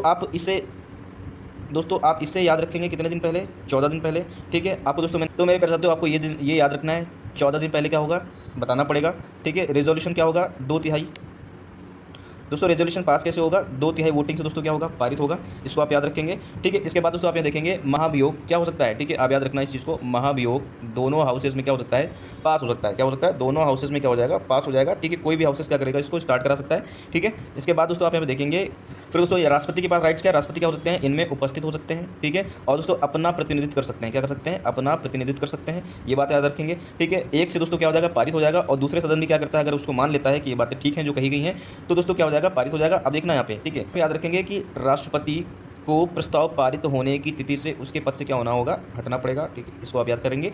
ठीक है, तो दोस्तों यहाँ पे सारे पॉइंट मैं हाईलाइट कर दे रहा हूँ, आपको यहाँ पे सारी चीज़ें जानना चाहिए। ठीक है, अब दोस्तों आप यहाँ पे एक चीज़ और नोटिस करेंगे। ठीक है, आप यहाँ पे नोटिस करेंगे कि जो इस प्रकार महाभियोग संसद के क्या संसद की एक क्या है, क्वासी जुडिशियरी प्रक्रिया है, क्या है, एक अर्ध न्यायिक प्रक्रिया है। ठीक है, इस संदर्भ में दो बातें यहाँ पे क्या होती हैं, ध्यान देने योग्य हैं। क्या है, दो बातें यहाँ पे ध्यान देनी चाहिए दोस्तों। ठीक, पहली बात क्या है, संसद के दोनों सदनों के, ठीक है, नामांकित सदस्य, कौन से, नॉमिनेटेड मेंबर, जिन्होंने राष्ट्रपति के चुनाव में भाग नहीं लिया था। मेरे प्यारे साथियों, आपको ये बात पता होना चाहिए कि जब राष्ट्रपति का चुनाव होता है, राष्ट्रपति को जो अपॉइंट किया जाता है, तो व्यवस्था कैसी है, इनडायरेक्ट है। कैसी है, यहाँ पे ध्यान देंगे। ठीक है, इनडायरेक्ट प्रोसेस है। ठीक है, इनडायरेक्ट मतलब अप्रत्यक्ष रूप से। ठीक है, डायरेक्ट वोटिंग नहीं की जाती है इसमें, जैसे कि यहाँ पे आप देखते हैं लोकसभा मेंबर की जाती है। तो मेरे प्यारे साथियों, आप यहाँ पे ध्यान देंगे, इनकी डायरेक्ट वोटिंग होती नहीं है। दूसरी चीज़ क्या है कि राष्ट्रपति क्या करते हैं, 12 मेंबर्स जो कि कहाँ के आते हैं, ठीक है, राज्यसभा के आते हैं। और तो मेरे प्यारे साथियों, आप यहाँ पे ध्यान देंगे कि इनको किसने अपॉइंट किया है, ठीक है, इनको राष्ट्रपति ने अपॉइंट किया है। तो मेरे प्यारे साथियों, ये लोग क्या कर सकते हैं, ठीक है दोस्तों, मेरे प्यारे साथियों ध्यान देंगे कि जिनको राष्ट्रपति ने अपॉइंट किया है वो लोग राष्ट्रपति के चुनाव में वोटिंग नहीं कर सकते हैं। क्या, वोटिंग नहीं कर सकते हैं। ठीक है, इस चीज़ को आप अपने ध्यान में रखेंगे। यहाँ पर एक बात और ध्यान रखेंगे कि ये लोग इनके चुनाव में तो पार्ट नहीं कर सकते हैं, ठीक है, पार्टिसिपेट नहीं कर सकते हैं। लेकिन मेरे प्यारे साथियों, जब यहाँ पे इम्पीचमेंट की बात आ जाएगी, राष्ट्रपति पर महाभियोग की बात आ जाएगी, तो मेरे प्यारे साथियों, जो भी मेंबर्स बोथ ऑफ हाउसेस में अपॉइंट किए जाते हैं, ठीक है, या कैद किए जाते थे, ठीक है, एंग्लो इंडियन का तो कॉन्सेप्ट हटा ही दिया गया है। ठीक है, अपॉइंट किए जाते हैं या किए जाते थे, तो मेरे प्यारे साथियों, उनको दोस्तों यहाँ पे क्या करना होता है, राष्ट्रपति के महाभियोग में पार्टिसिपेट कर सकते हैं, वो वोटिंग कर सकते हैं। ठीक है, तो कहने का मतलब क्या है, जो नामांकित सदस्य हैं, कौन, जो नामांकित सदस्य हैं, ठीक है, वो क्या कर सकते हैं, राष्ट्रपति के चुनाव में भाग, तो ये लोग क्या कर सकते हैं, महाभियोग में भाग ले सकते हैं। ठीक, पहली बात दोस्तों, यहीं से क्वेश्चन फंसा सकता है आपको फंसना नहीं है। राज्य विधानसभाओं के निर्वाचित सदस्य तथा दिल्ली व पौंडीचेरी केंद्र शासित राज्यों विधानसभाओं के सदस्य इस महाभियोग प्रस्ताव में भाग नहीं लेते हैं। याद रखिएगा इस चीज़ को, कौन कौन नहीं लेता है, तो दोस्तों आप रखेंगे राज्य विधानसभाओं के निर्वाचित सदस्य, दिल्ली व पौंडीचेरी, ठीक है, जो यूनियन टेरिटरीज़ हैं, राज्य के दोस्तों क्या, विधानसभाओं के सदस्य महाभियोग में पार्टिसिपेट नहीं कर सकते हैं। ठीक है, जिन्होंने राष्ट्रपति के चुनाव में भाग लिया था, याद रखना। ठीक है, राज्य विधानसभाओं के सदस्य, दिल्ली व पौंडीचेरी के सदस्य, इन्होंने क्या किया था, जो इलेक्टेड मेंबर थे दोस्तों, जो निर्वाचित सदस्य थे, इन लोगों ने राष्ट्रपति के चुनाव में क्या किया था, इनडायरेक्ट वोटिंग की थी। ठीक है, आपको ये बात पता होनी चाहिए। लेकिन दोस्तों क्या कर सकते हैं, ये राष्ट्रपति के महाभियोग में पार्टिसिपेट नहीं करेंगे। लेकिन दोस्तों जिन्होंने राष्ट्रपति की वोटिंग नहीं, लेकिन दोस्तों जिन्होंने राष्ट्रपति के चुनाव में वोटिंग नहीं की थी, ठीक है, या फिर उनको वोटिंग का राइट्स नहीं था, ठीक है, जो नॉमिनेटेड मेंबर थे, वो लोग क्या कर सकते हैं दोस्तों, राष्ट्रपति के महाभियोग में पार्टिसिपेट कर सकते हैं। इस चीज़ को आप याद रखेंगे अपने दिमाग में। Hello everybody, this is me Altamas Mansuri and you are watching educator Altamas 2.0। So future officers, ये आपको मैंने इसके पॉलिटी की जो क्वेश्चन सीरीज मैंने स्टार्ट की थी, इसके 2 लेक्चर ऑलरेडी मैं आपको दे चुका हूँ। ठीक है, ये दोस्तों इसका मैं क्वेश्चन नंबर 3 डिस्कस कर रहा हूँ। ठीक है, तो आप यहाँ पे देखेंगे दोस्तों, भारत के संविधान के अनुच्छेद 352 क्या 352 के अधीन राष्ट्रीय आपात उद्घोषणा निम्नलिखित में से किसे प्रभावित करती है। ठीक है, क्वेश्चन ये हो गया दोस्तों, द नेशनल इमरजेंसी, ठीक है, proclaimed under the article 352 of the constitution of the India affects which of the following. ठीक है, कहने का मतलब ये है कि अगर जब 352 दोस्तों यहाँ पे लग जाता है, ठीक है, यहाँ पे आप देखते हैं नेशनल इमरजेंसी जब इंपोज हो जाती है देश में, दोस्तों संविधान के कौन कौन से दोस्तों यहाँ पे पार्ट हैं जिनको दोस्तों क्या करते हैं, अफेक्ट करते हैं। दोस्तों पहला ऑप्शन दे रखा है फंडामेंटल राइट्स को दोस्तों क्या करता है, प्रभावित करता है। ठीक है, दोस्तों ऑप्शन नंबर 2 दे रखा है, क्या रखा है कि राज्य के नीति के निदेशक तत्व, ठीक है, मतलब डीपीएसपी को क्या करते हैं दोस्तों, यहाँ पे प्रभावित करते हैं। ठीक है, तो मेरे प्यारे साथियों, आपको यहाँ पे पता होना चाहिए, ठीक है, कि जो फंडामेंटल राइट्स हैं दोस्तों, यहाँ पे संविधान के भाग 3 में, ठीक है, पार्ट 3 में दोस्तों, ठीक है, कहाँ दोस्तों आप देखेंगे, आर्टिकल नंबर 12 से लेकर के 36 तक दोस्तों यहाँ पे क्या किया गया, ठीक है, यहाँ पे इनको देखा गया है। ठीक है, इसके बाद दोस्तों आप देखेंगे फंडामेंटल राइट्स के बारे में थोड़ा सा और देख लेंगे। ठीक है, जो फंडामेंटल राइट्स है दोस्तों, यहाँ पे आप देखेंगे कि ये इनकी संख्या कितनी है, 6 है। कितनी है, 6 है दोस्तों। जो मूल संविधान था दोस्तों, उसमें कितनी हुआ करती थी, 7 हुआ करता था। कितना हुआ करता था, 7 हुआ करता था।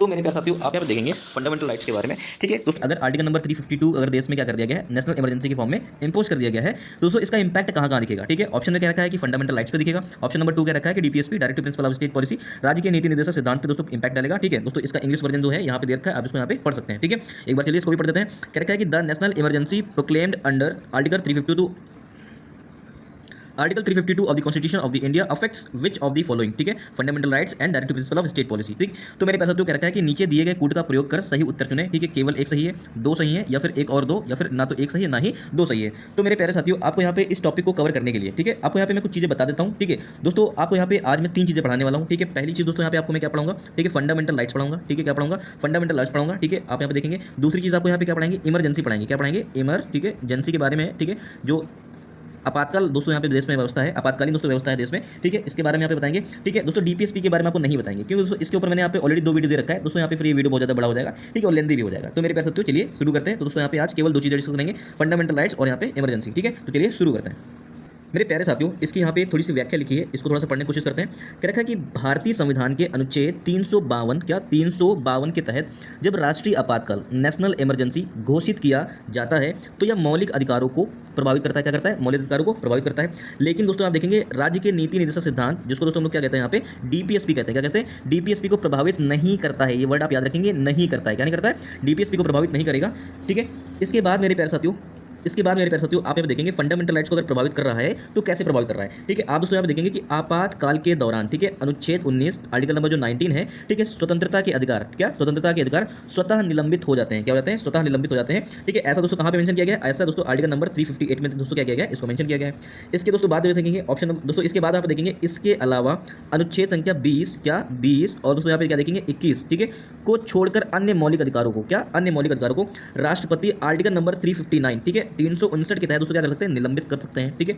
तो मेरे प्यारे साथियों आपको यहाँ पे दो चीजें समझ में आई। ठीक है। 19 जो है वो क्या हो जाता है? स्वतः निलंबित हो जाता है। और 20 और 21 को दोस्तों आर्टिकल नंबर 359 के अकॉर्डिंग क्या कर सकते हैं? राष्ट्रपति क्या कर सकते हैं? यहाँ पे इसको निलंबित कर सकते हैं। ठीक है दोस्तों, ये भी देखना, इसको कौन कर सकता है? राष्ट्रपति कर सकते हैं। ठीक है। जो यहाँ पे इमरजेंसी पावर है दोस्तों किसके हाथ में है? देश में राष्ट्रपति के हाथ में है दोस्तों। इसके बाद हम देखेंगे डीपीएसपी के बारे में, राज्य की नीति निर्देशक सिद्धांत। ठीक है। यहाँ पे दोस्तों क्या है? ये केवल राज्य के नीति निर्माण, क्या यहाँ पे देखेंगे दोस्तों, नीति निर्माण में लॉ मेकिंग के लिए दोस्तों क्या है? दिशा निर्देशित प्रदान करते हैं। क्या करते हैं? दिशा निर्देशन प्रदान करते हैं। और दोस्तों यहाँ पे देखेंगे कानूनी, ठीक है, कानूनी रूप से दोस्तों क्या है? बाध्यकारी नहीं है। This is not legally binded. ठीक है दोस्तों, ऐसा कहाँ पे लिखा है दोस्तों? आर्टिकल नंबर 3 दोस्तों ऐसा कहाँ पे लिखा हुआ है? आर्टिकल नंबर 37 में इसको यहाँ पे लिखा गया है। ठीक है, कि आप डीपीएसपी को कोर्ट में क्या नहीं कर सकते हैं? चैलेंज नहीं कर सकते हैं। क्या नहीं कर सकते हैं? कोर्ट में चैलेंज नहीं कर सकते हैं। ठीक है दोस्तों, आप देखेंगे कि ये आपातकाल के दौरान प्रभावित नहीं होते हैं। क्या नहीं होते हैं? ये दोस्तों अफेक्टेड नहीं होते हैं। तो इसलिए केवल मौलिक अधिकार क्या करते हैं? इसको प्रभावित करते हैं। तो दोस्तों यहाँ पे उत्तर नंबर केवल क्या हो जाएगा? एक सही हो जाएगा। ठीक है। तो आप यहाँ पे देखेंगे, तो मेरे प्यारे साथियों आपको यहाँ पे जितनी भी चीज़ें मैंने गोला बनाई है दोस्तों, इनको आप अपने दिमाग में रखेंगे। ठीक है। आपको आर्टिकल नंबर 19 दिमाग में रखना है। ठीक है। 20, 21, 359, 358 दोस्तों ये सारी चीज़ें अपने दिमाग में रखेंगे। और दोस्तों यहाँ पे 352। ठीक है। अब दोस्तों यहाँ पे इसको आंसर करेंगे। और दोस्तों हमें यहाँ पे चीज़ें दिख गई हैं, तो दोस्तों हम इनके बारे में थोड़ा सा और डिटेलिंग करेंगे। फंडामेंटल राइट्स के बारे में दोस्तों यहाँ पे पढ़ के देखेंगे और इमरजेंसी के बारे में थोड़ी बातें और जानने की कोशिश करेंगे। तो मेरे प्यारे साथियों आप देखेंगे ऑप्शन नंबर ए के यहाँ पे क्या हो जाएगा? सही हो जाएगा। ठीक है। जिसको हम बोलते हैं मूल अधिकार। क्या बोलते हैं? मूल अधिकार इज द करेक्ट। ठीक है। तो दोस्तों यहाँ पे हमने इसको उठाया है, तो दोस्तों यहाँ पे थोड़ा सा फंडामेंटल राइट्स के बारे में और इमरजेंसी के बारे में थोड़ी सी चीज़ें, इमरजेंसी के बारे में भी थोड़ी सी चीज़ें और जान लेते हैं। मेरे प्यारे साथियों, ये जो मैंने फंडामेंटल राइट्स आपको यहाँ पे बताने जा रहे हैं, ठीक है, आप ज़रा परेशान ना होइएगा। ठीक है। यहाँ पे कुछ महत्वपूर्ण चीज़ें हैं, ठीक, ज़्यादा मैंने नहीं उठाया दोस्तों, ये लक्ष्मीकांत से मैंने उठाया है। ठीक है दोस्तों, ये जो डेटा है यहाँ पे मैंने ऐड किया है वो लक्ष्मीकांत का है। ठीक है दोस्तों, आप यहाँ पे चीज़ें समझेंगे, क्योंकि दोस्तों आजकल अगर पेपर कॉन्सेप्ट में दोस्तों, क्योंकि पेपर कॉन्सेप्ट बेस आ रहा है। ठीक है। अगर दोस्तों कॉन्सेप्ट आपको फंसाने की कोशिश करता है तो दोस्तों यहाँ पे हम इसको फंसने नहीं देंगे। ठीक है। तो मेरे प्यारे साथियों आपको वीडियो को आखिरी तक देखना है, बिल्कुल भी बोर नहीं होना है और परेशान नहीं होना है। ठीक है। तो दोस्तों आप यहाँ पे देखेंगे कि यहाँ पे किसके बारे में बात करने जा रहे हैं? यहाँ पे फंडामेंटल राइट्स के बारे में बात करने जा रहे हैं। ठीक है। तो चलिए शुरू करते हैं। तो मेरे प्यारे साथियों, ये लक्ष्मीकांत का यहाँ पे देखेंगे चैप्टर नंबर क्या है? 7 है। ठीक है।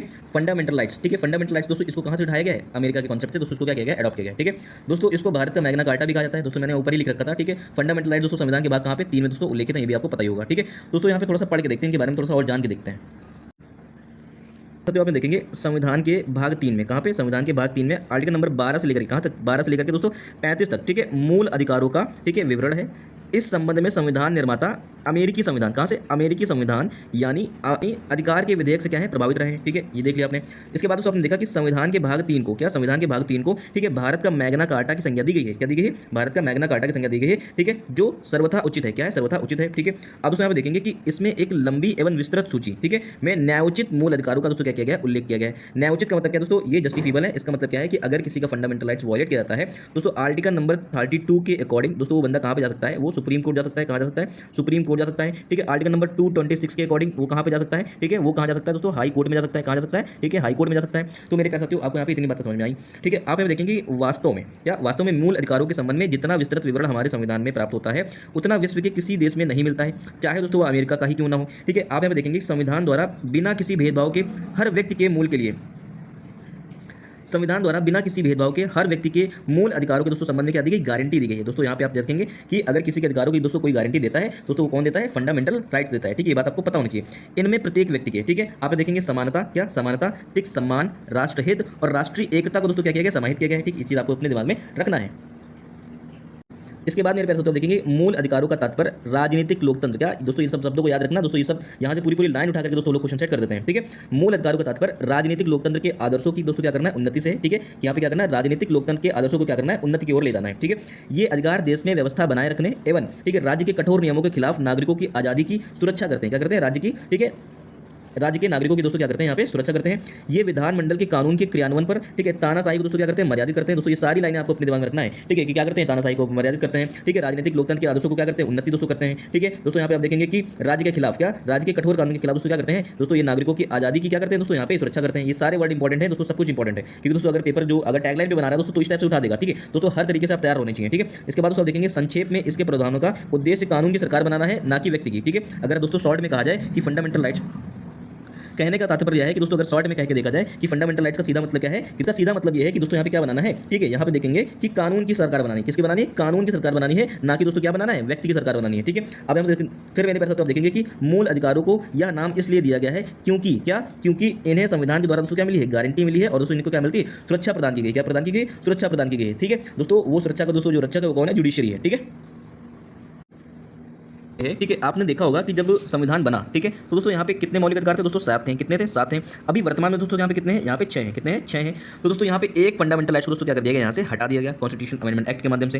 दोस्तों अब बच्चे यहाँ पे कितने, 6, तो इनको 6 को याद कैसे कर सकते हैं दोस्तों। अब क्यों हटाया गया इसके बारे में मैंने यहाँ पे डिटेल से बात की है, ठीक है, आपको मैं बताऊंगा। इसके पहले भी एक जो लेक्चर दिया था मैंने पीडीएफ वाले में डिस्कस किया था, कि मैंने बताया था कि दोस्तों की यहाँ पे दोस्तों मैंने बताया था कि फंडामेंटल राइट्स का दोस्तों उपयोग करके जब लैंड रेवेन्यू एक्ट लागू किया गया था, ठीक है, लैंड रेवेन्यू एक्ट लागू किया गया था, जमींदारों से जमीनें छीनी जा रही थी ताकि लोगों में बांटा जा सके, समाजवाद के कॉन्सेप्ट को आगे बढ़ाया जा सके। तो दोस्तों इसकी वजह से यहाँ पे लैंड रेवेन्यू एक्ट के माध्यम से दोस्तों जमीनें छीनी जा रही थी, और दोस्तों जो संपत्ति का अधिकार था वो फंडामेंटल राइट था। और दोस्तों फंडामेंटल राइट्स को दोस्तों क्या मिलते हैं, गारंटी मिलती है दोस्तों, आर्टिकल नंबर 32 और आर्टिकल नंबर 226, बंदा सुप्रीम कोर्ट और हाई कोर्ट जा सकता है। तो मेरे प्यारे साथियों यहाँ पे देखा गया कि दोस्तों ये कानून क्या कर रहा है, दिक्कत कर रहा है दोस्तों, इसको कानून से ही हटा दिया गया, क्या कर दिया गया, कानून से ही हटा दिया गया। तो मेरे प्यारे साथियों इसके बाद देखेंगे कि जो बचे हुए 6 हैं उनको दोस्तों याद कैसे करना है कि हमारे दिमाग में सेट रहे हैं। दोस्तों आप यहाँ पे देखेंगे कि ईएफ ने क्या, ईएफ ने, ठीक है, ईएफ ने यहाँ पे क्या किया, शिक्षा पर, कहाँ पे, शिक्षा, ठीक है, शिक्षा पर शोध किया, क्या किया, शोध किया, ठीक है, आप शोध किया, ठीक है। आप यहाँ पे देखेंगे ई का मतलब क्या हो गया, ई का मतलब दोस्तों हो गया इक्वालिटी, क्या हो गया, इक्वालिटी की बात करता है, किसके बारे में बात करता है, इक्वालिटी मतलब समानता के बारे में बात कर रहा है। एफ दोस्तों यहाँ पे किसके बारे में बात कर रहा है, एफ का मतलब यहाँ पे हो गया फ्रीडम, किससे हो गया, फ्रीडम से हो गया, किससे हो गया, इसका मतलब फ्रीडम से हो गया, ठीक है। यहाँ पे देख रहे हैं शिक्षा, क्या देख रहे हैं, शिक्षा, ठीक है। दोस्तों आप देखेंगे राइट टू एजुकेशन दोस्तों हो गया, ठीक है। दोस्तों आप यहाँ पे देखेंगे कि क्या सो का मतलब यहाँ पे क्या हो गया, शोषण के विरुद्ध अधिकार, क्या यहाँ पे देखेंगे शोषण, क्या शोषण के विरुद्ध अधिकार। धा का मतलब क्या है यहाँ पे, धार्मिक अधिकार, क्या यहाँ पे देखेंगे धार्मिक अधिकार, लोगों को यहाँ पे मिला, क्या मिले हैं, लोगों को धार्मिक अधिकार भी प्राप्त है। तो मेरे प्यारे साथियों आपने देखा कि 1 नंबर क्या हो गया, ठीक है, आपने 1 नंबर पे देखा इक्वालिटी, 2 नंबर दोस्तों आपको यहाँ पे क्या दिख गया, फ्रीडम दिख गया, 3 नंबर दोस्तों आपको यहाँ पे क्या दिख गया, शिक्षा दिख गया, ठीक है, 4 नंबर दोस्तों आपको क्या दिख गया, यहाँ पे शोषण दिख गया, और 5 नंबर दोस्तों आपको क्या दिख गया, यहाँ पे धार्मिक दिख गया। दोस्तों छठा नंबर है, दोस्तों छठा नंबर है दोस्तों, वहाँ पे देखते हैं उसको बोलते हैं सोशल रेमेडी, ठीक है। दोस्तों आर्टिकल नंबर 32, ठीक है, संवैधानिक उपचारों का अधिकार, क्या संवैधानिक उपचारों का अधिकार, ठीक है, आपको यहाँ पे ये बात अपने दिमाग में रखना है, ठीक है। दोस्तों आर्टिकल नंबर 32 किसके बारे में बात करता है दोस्तों, यहाँ पे संवैधानिक अधिकारों के बारे में बात करता है दोस्तों, ठीक है, मतलब किसी का अगर फंडामेंटल राइट्स वायलेट हो जाएगा तो दोस्तों आर्टिकल नंबर 32 उसके लिए क्या बना है, प्रहरी बनकर के खड़ा है, ठीक है। तो मेरे पास तो चलिए इनके बारे में थोड़ा सा डिटेल से जान लेते हैं।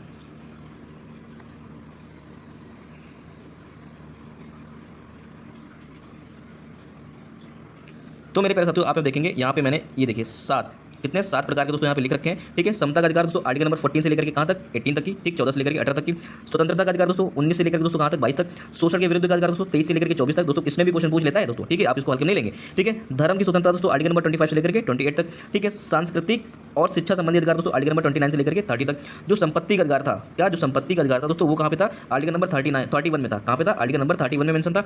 इसके बाद दोस्तों आपने अभी देखा संवैधानिक उपचारों का अधिकार दोस्तों आर्टिकल नंबर 32 में क्या किया गया, इसको मेंशन किया गया है, ठीक है। अभी दोस्तों मैंने आपको क्या बताया था कि जो 31 था दोस्तों इसको क्या कर दिया गया, एबॉलिश कर दिया गया, आर्टिकल नंबर 31 क्या कर दिया गया, एबॉलिश कर दिया गया। दोस्तों क्वेश्चन पूछ सकता है कि जो संपत्ति का अधिकार था वो दोस्तों कौन से संविधान संशोधन के द्वारा, तो दोस्तों आप देखेंगे 44 कॉन्स्टिट्यूशन अमेंडमेंट एक्ट, ठीक है, 44वें संविधान संशोधन अधिनियम के द्वारा दोस्तों 1978 क्या 1978 के द्वारा दोस्तों मूल अधिकारों को सूची से क्या कर दिया गया, हटा दिया गया। और दोस्तों इसको कहाँ पे, संविधान के दोस्तों यहाँ पे देखेंगे संविधान दोस्तों आप दोस्तों यहाँ पे देखेंगे संविधान के भाग 12 में, कहाँ पे, संविधान के भाग 12 में दोस्तों आर्टिकल नंबर 300 के काम है, ठीक है, आर्टिकल नंबर 300 के काम दोस्तों क्या कर दिया गया, इसके तहत दोस्तों क्या बना दिया गया, इसको कानूनी, दोस्तों ये वर्ड बहुत ज्यादा इंपॉर्टेंट है दोस्तों, क्या बना दिया, एक कानूनी अधिकार बना दिया गया, क्या बना दिया, कानूनी अधिकार बना दिया गया, ठीक है। इस तरह फिलहाल 6 मूल अधिकार हैं, कितने 6 मूल अधिकार हैं। तो दोस्तों मैंने उनके बारे में आपको मैंने डिटेल से सारी चीजें बता दी हैं, ठीक है। दोस्तों आप यहाँ देखेंगे कि ये जो फंडामेंटल राइट्स हैं इनके बारे में थोड़ा सा डिटेल से जान लेते हैं, ठीक है। जो पर्सनल वाली चीज़ होंगे दोस्तों उसको मैं फिर से बता दूंगा, ठीक है। दोस्तों आपको यहाँ पे कुछ चीज़ें हैं ये बता देता हूँ, ठीक है। दोस्तों यहाँ से क्वेश्चन पूछ लेता है, ठीक है। दोस्तों आप देखेंगे कि विदेशियों के मूल अधिकार, क्या विदेशियों के मूल अधिकार, तो आप यहाँ पे देखेंगे कि केवल नागरिकों को प्राप्त मूल अधिकार जो विदेशियों को प्राप्त नहीं है, क्या विदेशियों को प्राप्त नहीं है दोस्तों, इनको आर्टिकल नंबर 15 प्राप्त नहीं है, ठीक है। मतलब केवल धर्म, मूल वंश, जाति, लिंग, ठीक है, जन्म स्थान के आधार पर दोस्तों भेदभाव का प्रतिषेध, ठीक है। आर्टिकल नंबर 16 भी इनको यहाँ पे क्या हुआ, नहीं मिला हुआ है, इसके बारे में अच्छे जानते हैं। आर्टिकल नंबर 19 दोस्तों ये भी इनको दोस्तों यहाँ पर प्राप्त नहीं है, ठीक है। आर्टिकल नंबर 29 दोस्तों ये भी इनको यहाँ पे प्राप्त नहीं है, ठीक है। आर्टिकल नंबर दोस्तों 30 ये भी इनको क्या है, प्राप्त नहीं है, ठीक है। इनके बारे में डिटेल से क्या है आप यहाँ पे अच्छे से पढ़ लीजिए, ठीक है। अब दोस्तों यहाँ पे देखेंगे कि आर्टिकल नंबर 14 इनको यहाँ पे मिलता है विधि के समस्त समता का अधिकार, ठीक है, मतलब कानून के साथ भेदभाव नहीं करेगा,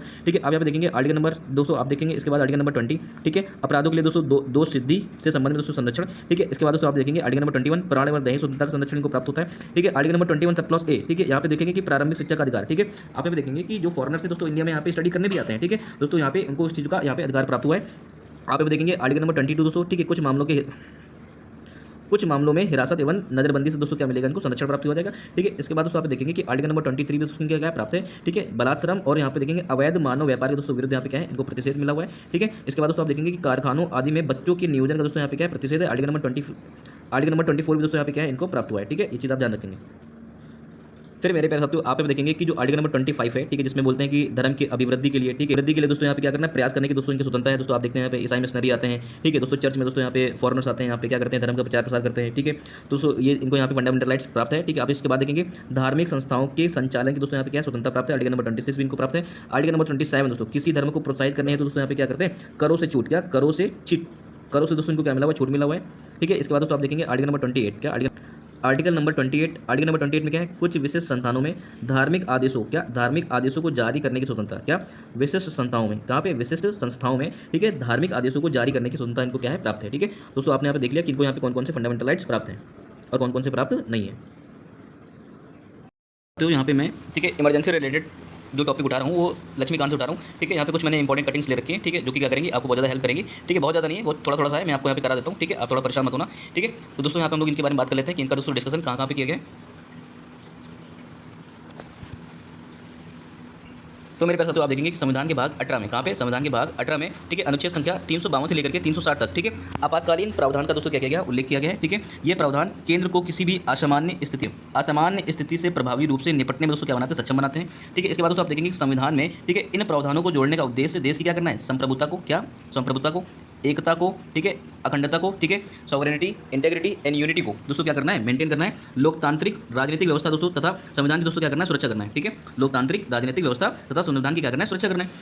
आप दोस्तों यहाँ पे देखेंगे कि आपातकालीन स्थिति में केंद्र सरकार सर्वशक्तिमान हो जाती है, क्या हो जाती है, केंद्र सरकार दोस्तों क्या हो जाती है, सर्वशक्तिमान हो जाती है तथा सभी राज्य, ठीक है, केंद्र के पूर्ण नियंत्रण में क्या हो जाते हैं, आ जाते हैं, ठीक है, पूरी तरीके से क्या हो जाएंगे, सभी राज्य क्या हो जाएंगे, केंद्र के नियंत्रण में आ जाएंगे, ठीक है। इसके बाद दोस्तों आप यहाँ देखेंगे, इसके बाद मेरे पास होती हो आप यहाँ देखेंगे ये संविधान में औपचारिक संशोधन किए बिना ही संघीय ढांचे को एकात्मक ढांचे में परिवर्तित कर देते हैं। मोस्ट इंपॉर्टेंट लाइन है, आप यहाँ पे ध्यान देंगे कि जो इमरजेंसी दोस्तों क्या हो जाती है तब देश में इंपोज कर दी जाती है। दोस्तों हमें पता है कि अपना दोस्तों कैसा है, एक अर्धसंघात्मक देश है, क्या है, सेमी दोस्तों फेडरल सिस्टम है, ठीक है। सेमी फेडरल सिस्टम होने का मतलब क्या है कि यहाँ पे संघात्मक व्यवस्था तो है, यहाँ पे संघात्मक व्यवस्थाएं तो हैं, लेकिन यहाँ पे साथ साथ में क्या है, यहाँ पे दोस्तों एकात्मक व्यवस्था भी है, ठीक है। मतलब कि दोस्तों यहाँ पे फेडरल फीचर्स के साथ साथ में दोस्तों यूनिटरी फीचर्स भी क्या है, इंक्लूडेड है। दोस्तों यहाँ पे ना ही पूर्ण रूप से दोस्तों क्या है, संघीय है, और ना ही दोस्तों यहाँ पे पूर्ण रूप से क्या है, ये एकात्मक है, ठीक है। मतलब कि जैसे कि आप देखते हैं कि जो अमेरिका का जो कॉन्स्टिट्यूशन है, ठीक है, वो क्या है, फुल्ली दोस्तों यहाँ पे देखेंगे फुल्ली तरीके से क्या है, यहाँ पे फेडरल है, मतलब यहाँ पे केंद्र सरकार, मतलब कि सेंट्रल गवर्नमेंट, ठीक है, राज्यों में तो बहुत ज़्यादा हस्तक्षेप नहीं कर सकती है, ठीक है। फिर दोस्तों आप देखते हैं कि अमेरिका की खूबी है, ठीक है, इतना फेडरल सिस्टम होने के बावजूद,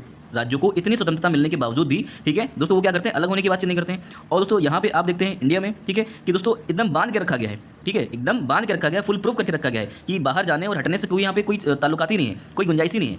तो मेरे प्यारे साथियों तब भी यहाँ की दोस्तों साउथ इंडिया के कुछ स्टेट्स हैं, कभी नॉर्थ ईस्ट के कुछ स्टेट हैं, वो हमेशा दोस्तों क्या करते हैं, अलगाववाद की बातें करते रहते हैं, ठीक, हमें अलग कर दो, हमें क्या कर दो, एक अलग नेशन बना दो, ठीक है। दोस्तों यहाँ पे लैंग्वेज को लेकर के दोस्तों कितना ज़्यादा इशूज़ आपको देखने को मिलता है टाइम पे। दोस्तों तमिल वाले हिंदी को दोस्तों क्रिटिसाइज करते हैं। अभी दोस्तों आपको रिसेंट में मराठी वाला समझ में आया होगा कि यूपी का बंदा कोई मराठी में दोस्तों महाराष्ट्र में दोस्तों कुछ बेच रहा होगा, दोस्तों उसको भी डिस्टर्ब किया गया कि मराठी में बेचो तो नहीं तो जाओ यहाँ से नहीं खरीदेंगे, ये भी सारी सिस्टम है, ठीक है दोस्तों। कहने का मतलब क्या है, यहाँ पे इतना क्रिटिसिज्म चला करता है, ठीक है दोस्तों, फिर भी क्या इतना क्रिटिसिज्म यहाँ पे चला करता है दोस्तों, तब भी दोस्तों यहाँ पे क्या है, यहाँ पे चीज़ों को बांध के रखा गया है, क्या किया गया है, बांध के रखा गया है। तो यहाँ पे दो चीज़ें यहाँ पे समझ में आती हैं कि अमेरिका के संविधान में और दोस्तों भारत के संविधान में कितना अंतर है। दोस्तों आप यहाँ पे देखते हैं कि जो इतनी डाइवर्सिटी एक साथ रह रही है, ठीक है, इतनी दोस्तों यहाँ पे अब जो विविधताएं हैं, ठीक है, despite having the huge diversity, ठीक है, we are still living together. तो इसका मतलब क्या है, सबको यहाँ पे पावर एंजॉय करने का राइट्स दिया गया है, पावर ऑफ डिसेंट्रलाइजेशन है। तो जब पावर ऑफ द डिसेंट्रलाइजेशन है, शक्तियों का विकेंद्रीकरण किया गया है, तो इसका मतलब यहाँ पे क्या है कि केंद्र को दोस्तों यहाँ पे दोस्तों केंद्र को मजबूत बनाते हुए दोस्तों राज्यों को भी क्या दी गई है, शक्तियाँ दी गई हैं। दोस्तों इसका डिस्कशन कहाँ गया है, 7 शेड्यूल में किया गया है दोस्तों।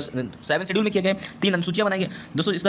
इसका डिस्कशन दोस्तों कहाँ पे किया गया है, 7 शेड्यूल में किया गया है। 3 सूचियाँ बनाई गई हैं, केंद्र सूची, राज्य सूची और समवर्ती सूची। ठीक है, जो समवर्ती सूची का कॉन्सेप्ट है वो कहाँ से उठाया गया है, ऑस्ट्रेलिया से उठाया गया है दोस्तों। अब यहाँ पे देखेंगे कि केंद्र सूची में राज्य सूची की तुलना में यहाँ पे क्या है, जो विषय है वो क्या है, ज़्यादा है। तो इसका सीधा सीधा मतलब है कि केंद्र को सशक्त बनाया गया है, केंद्र को पावरफुल बनाया गया है, ताकि दोस्तों राज्य हैं, ठीक है, वो कभी भी अपनी धांधली ना कर सकें, ठीक है, और राज्य अपने मनमाने रूप से काम ना कर सकें। ठीक है, तो दोस्तों इसके लिए दोस्तों आप यहाँ पे देखते हैं कि केंद्र सरकार क्या करता है, आर्टिकल नंबर, आपको दोस्तों पता होगा कि आर्टिकल नंबर 365 के बारे में, ठीक है, कि यहाँ पे केंद्र सरकार क्या करता है, राज्यों को दिशा निर्देश दिया करता है। ठीक है, अगर दोस्तों यहाँ पे राज्य उन दिशा निर्देशों का पालन नहीं करते हैं तो दोस्तों आर्टिकल नंबर 356 क्या हो जाता है, वहाँ पे इंपोज हो जाता है। ठीक है, वहाँ पे माना जाता है कि कॉन्स्टिट्यूशनल फेलियर हो गया। तो मेरे प्यारे साथियों, आप यहाँ पे देख रहे हैं, आपके अंदर क्लैरिटी आ रही होगी धीरे धीरे कि मेरे प्यारे साथियों कि अपना देश जो है वो कैसा है, संघीय है और साथ साथ में क्या है, एकात्मक है दोस्तों। इस वजह से उसको हम लोग क्या बोलते हैं, अर्धसंघात्मक बोलते हैं। तो मेरे प्यारे साथियों, आई होप आपको यहाँ पे बहुत सारी चीजें क्लियर हो रही होंगी और सारी चीजें समझ में आ रही होंगी।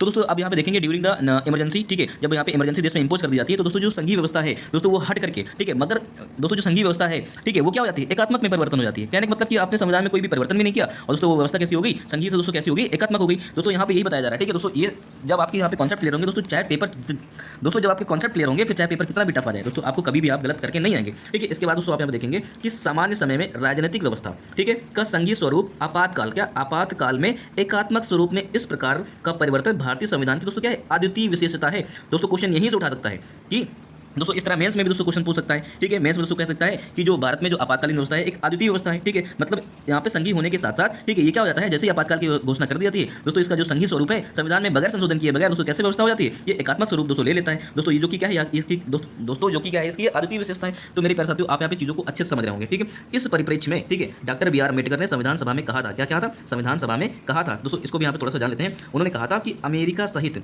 सभी संघीय व्यवस्थाएं, मतलब अमेरिका के साथ साथ और भी जितने भी स्टेट हैं जिनमें जहाँ पे फेडरल सिस्टम है दोस्तों, संघवाद के एक कड़े स्वरूप है। कड़े स्वरूप अभी मैंने बताया था ना कि दोस्तों स्टेट चाहे तो अलग भी हो सकता है। ठीक है, और दोस्तों यहाँ पे इंडिया में ऐसा कोई भी प्रावधान नहीं है। ठीक है, तो आप देख रहे हैं कि संघवाद के कड़े स्वरूप में है, कड़े स्वरूप में है। ठीक है, किसी भी परिस्थिति में ये अपना स्वरूप और आकार परिवर्तन नहीं कर सकते हैं। दूसरी ओर भारत का संविधान, ठीक है, भारत का संविधान समय एवं परिस्थिति, क्या समय एवं परिस्थिति के अनुसार एकात्मक एवं संघीय दोनों प्रकार ले सकता है। क्या ले सकता है, एकात्मक भी हो सकता है और संघीय भी हो सकता है। दोस्तों किसने कहा था, ये वक्तव्य किसका था दोस्तों, जब यहाँ पे आप देख रहे हैं कॉन्स्टिट्यूशन असेंबली में बाबा साहब भीमराव अम्बेडकर ने इस बातों को रखा था।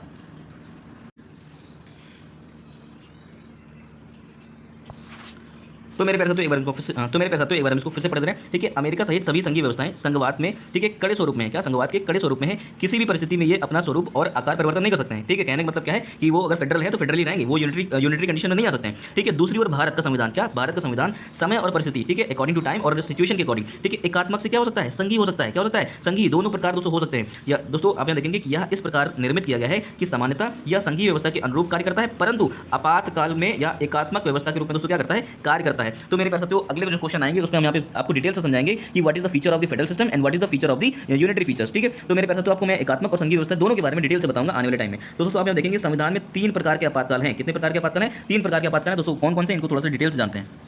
तो संविधान में जो 3 प्रकार के आपातकाल हैं इनके बारे में थोड़ा सा जान लेते हैं। ठीक है, आप यहाँ देखेंगे कि आर्टिकल नंबर 352, क्या 352 क्या कहता है कि युद्ध, बाह्य आक्रमण, सशस्त्र विद्रोह, क्या सशस्त्र विद्रोह के कारण, ठीक है, आपातकाल को राष्ट्रीय आपातकाल कहा जाता है। क्या कहा जाता है, राष्ट्रीय आपातकाल कहा जाता है। ठीक है, अब यहाँ पे देखेंगे किंतु संविधान ने इस प्रकार के आपातकाल के लिए केवल क्या है, आपातकाल की घोषणा वाक्य का प्रयोग किया है। क्या क्या है, आपातकाल की घोषणा का वाक्य का प्रयोग किया है। ठीक है, ना कि दोस्तों यहाँ पे क्या बोला है, राष्ट्रीय आपातकाल बोला है। ठीक है, इसके बाद दोस्तों आप देखेंगे इसके बाद आप देखेंगे दूसरे प्रकार की जो व्यवस्था है। ठीक है, राज्य में संवैधानिक तंत्र, क्या राज्यों में संवैधानिक तंत्र की विफलता के कारण, क्या विफलता के कारण आपातकाल को राष्ट्रपति शासन, क्या यहाँ पे देखेंगे इमरजेंसी रूल, ठीक है, आप यहाँ देखेंगे दोस्तों प्रेसिडेंशियल रूल, ठीक है, अनुच्छेद 356 के, ठीक है, नाम से जाना जाता है। इसे 2 अन्य नामों से भी क्या करते हैं, जान सकते हैं। ठीक है, राज्य आपातकाल, क्या बोल सकते हैं, राज्य आपातकाल, या फिर बोल सकते हैं संवैधानिक आपातकाल। क्या बोल सकते हैं, संवैधानिक आपातकाल। किंतु संविधान ने इस स्थिति के लिए, ठीक है, आपातकाल शब्द का प्रयोग नहीं किया है। क्या, इस वर्ड को आप याद रखेंगे, क्या आपातकाल शब्द का प्रयोग नहीं किया है। कब, जब 356 लगेगा, संविधान में ऐसा कोई भी डिस्कशन नहीं है। इसके बाद दोस्तों आप देखेंगे भारत की वित्तीय स्थायित्व, क्या भारत की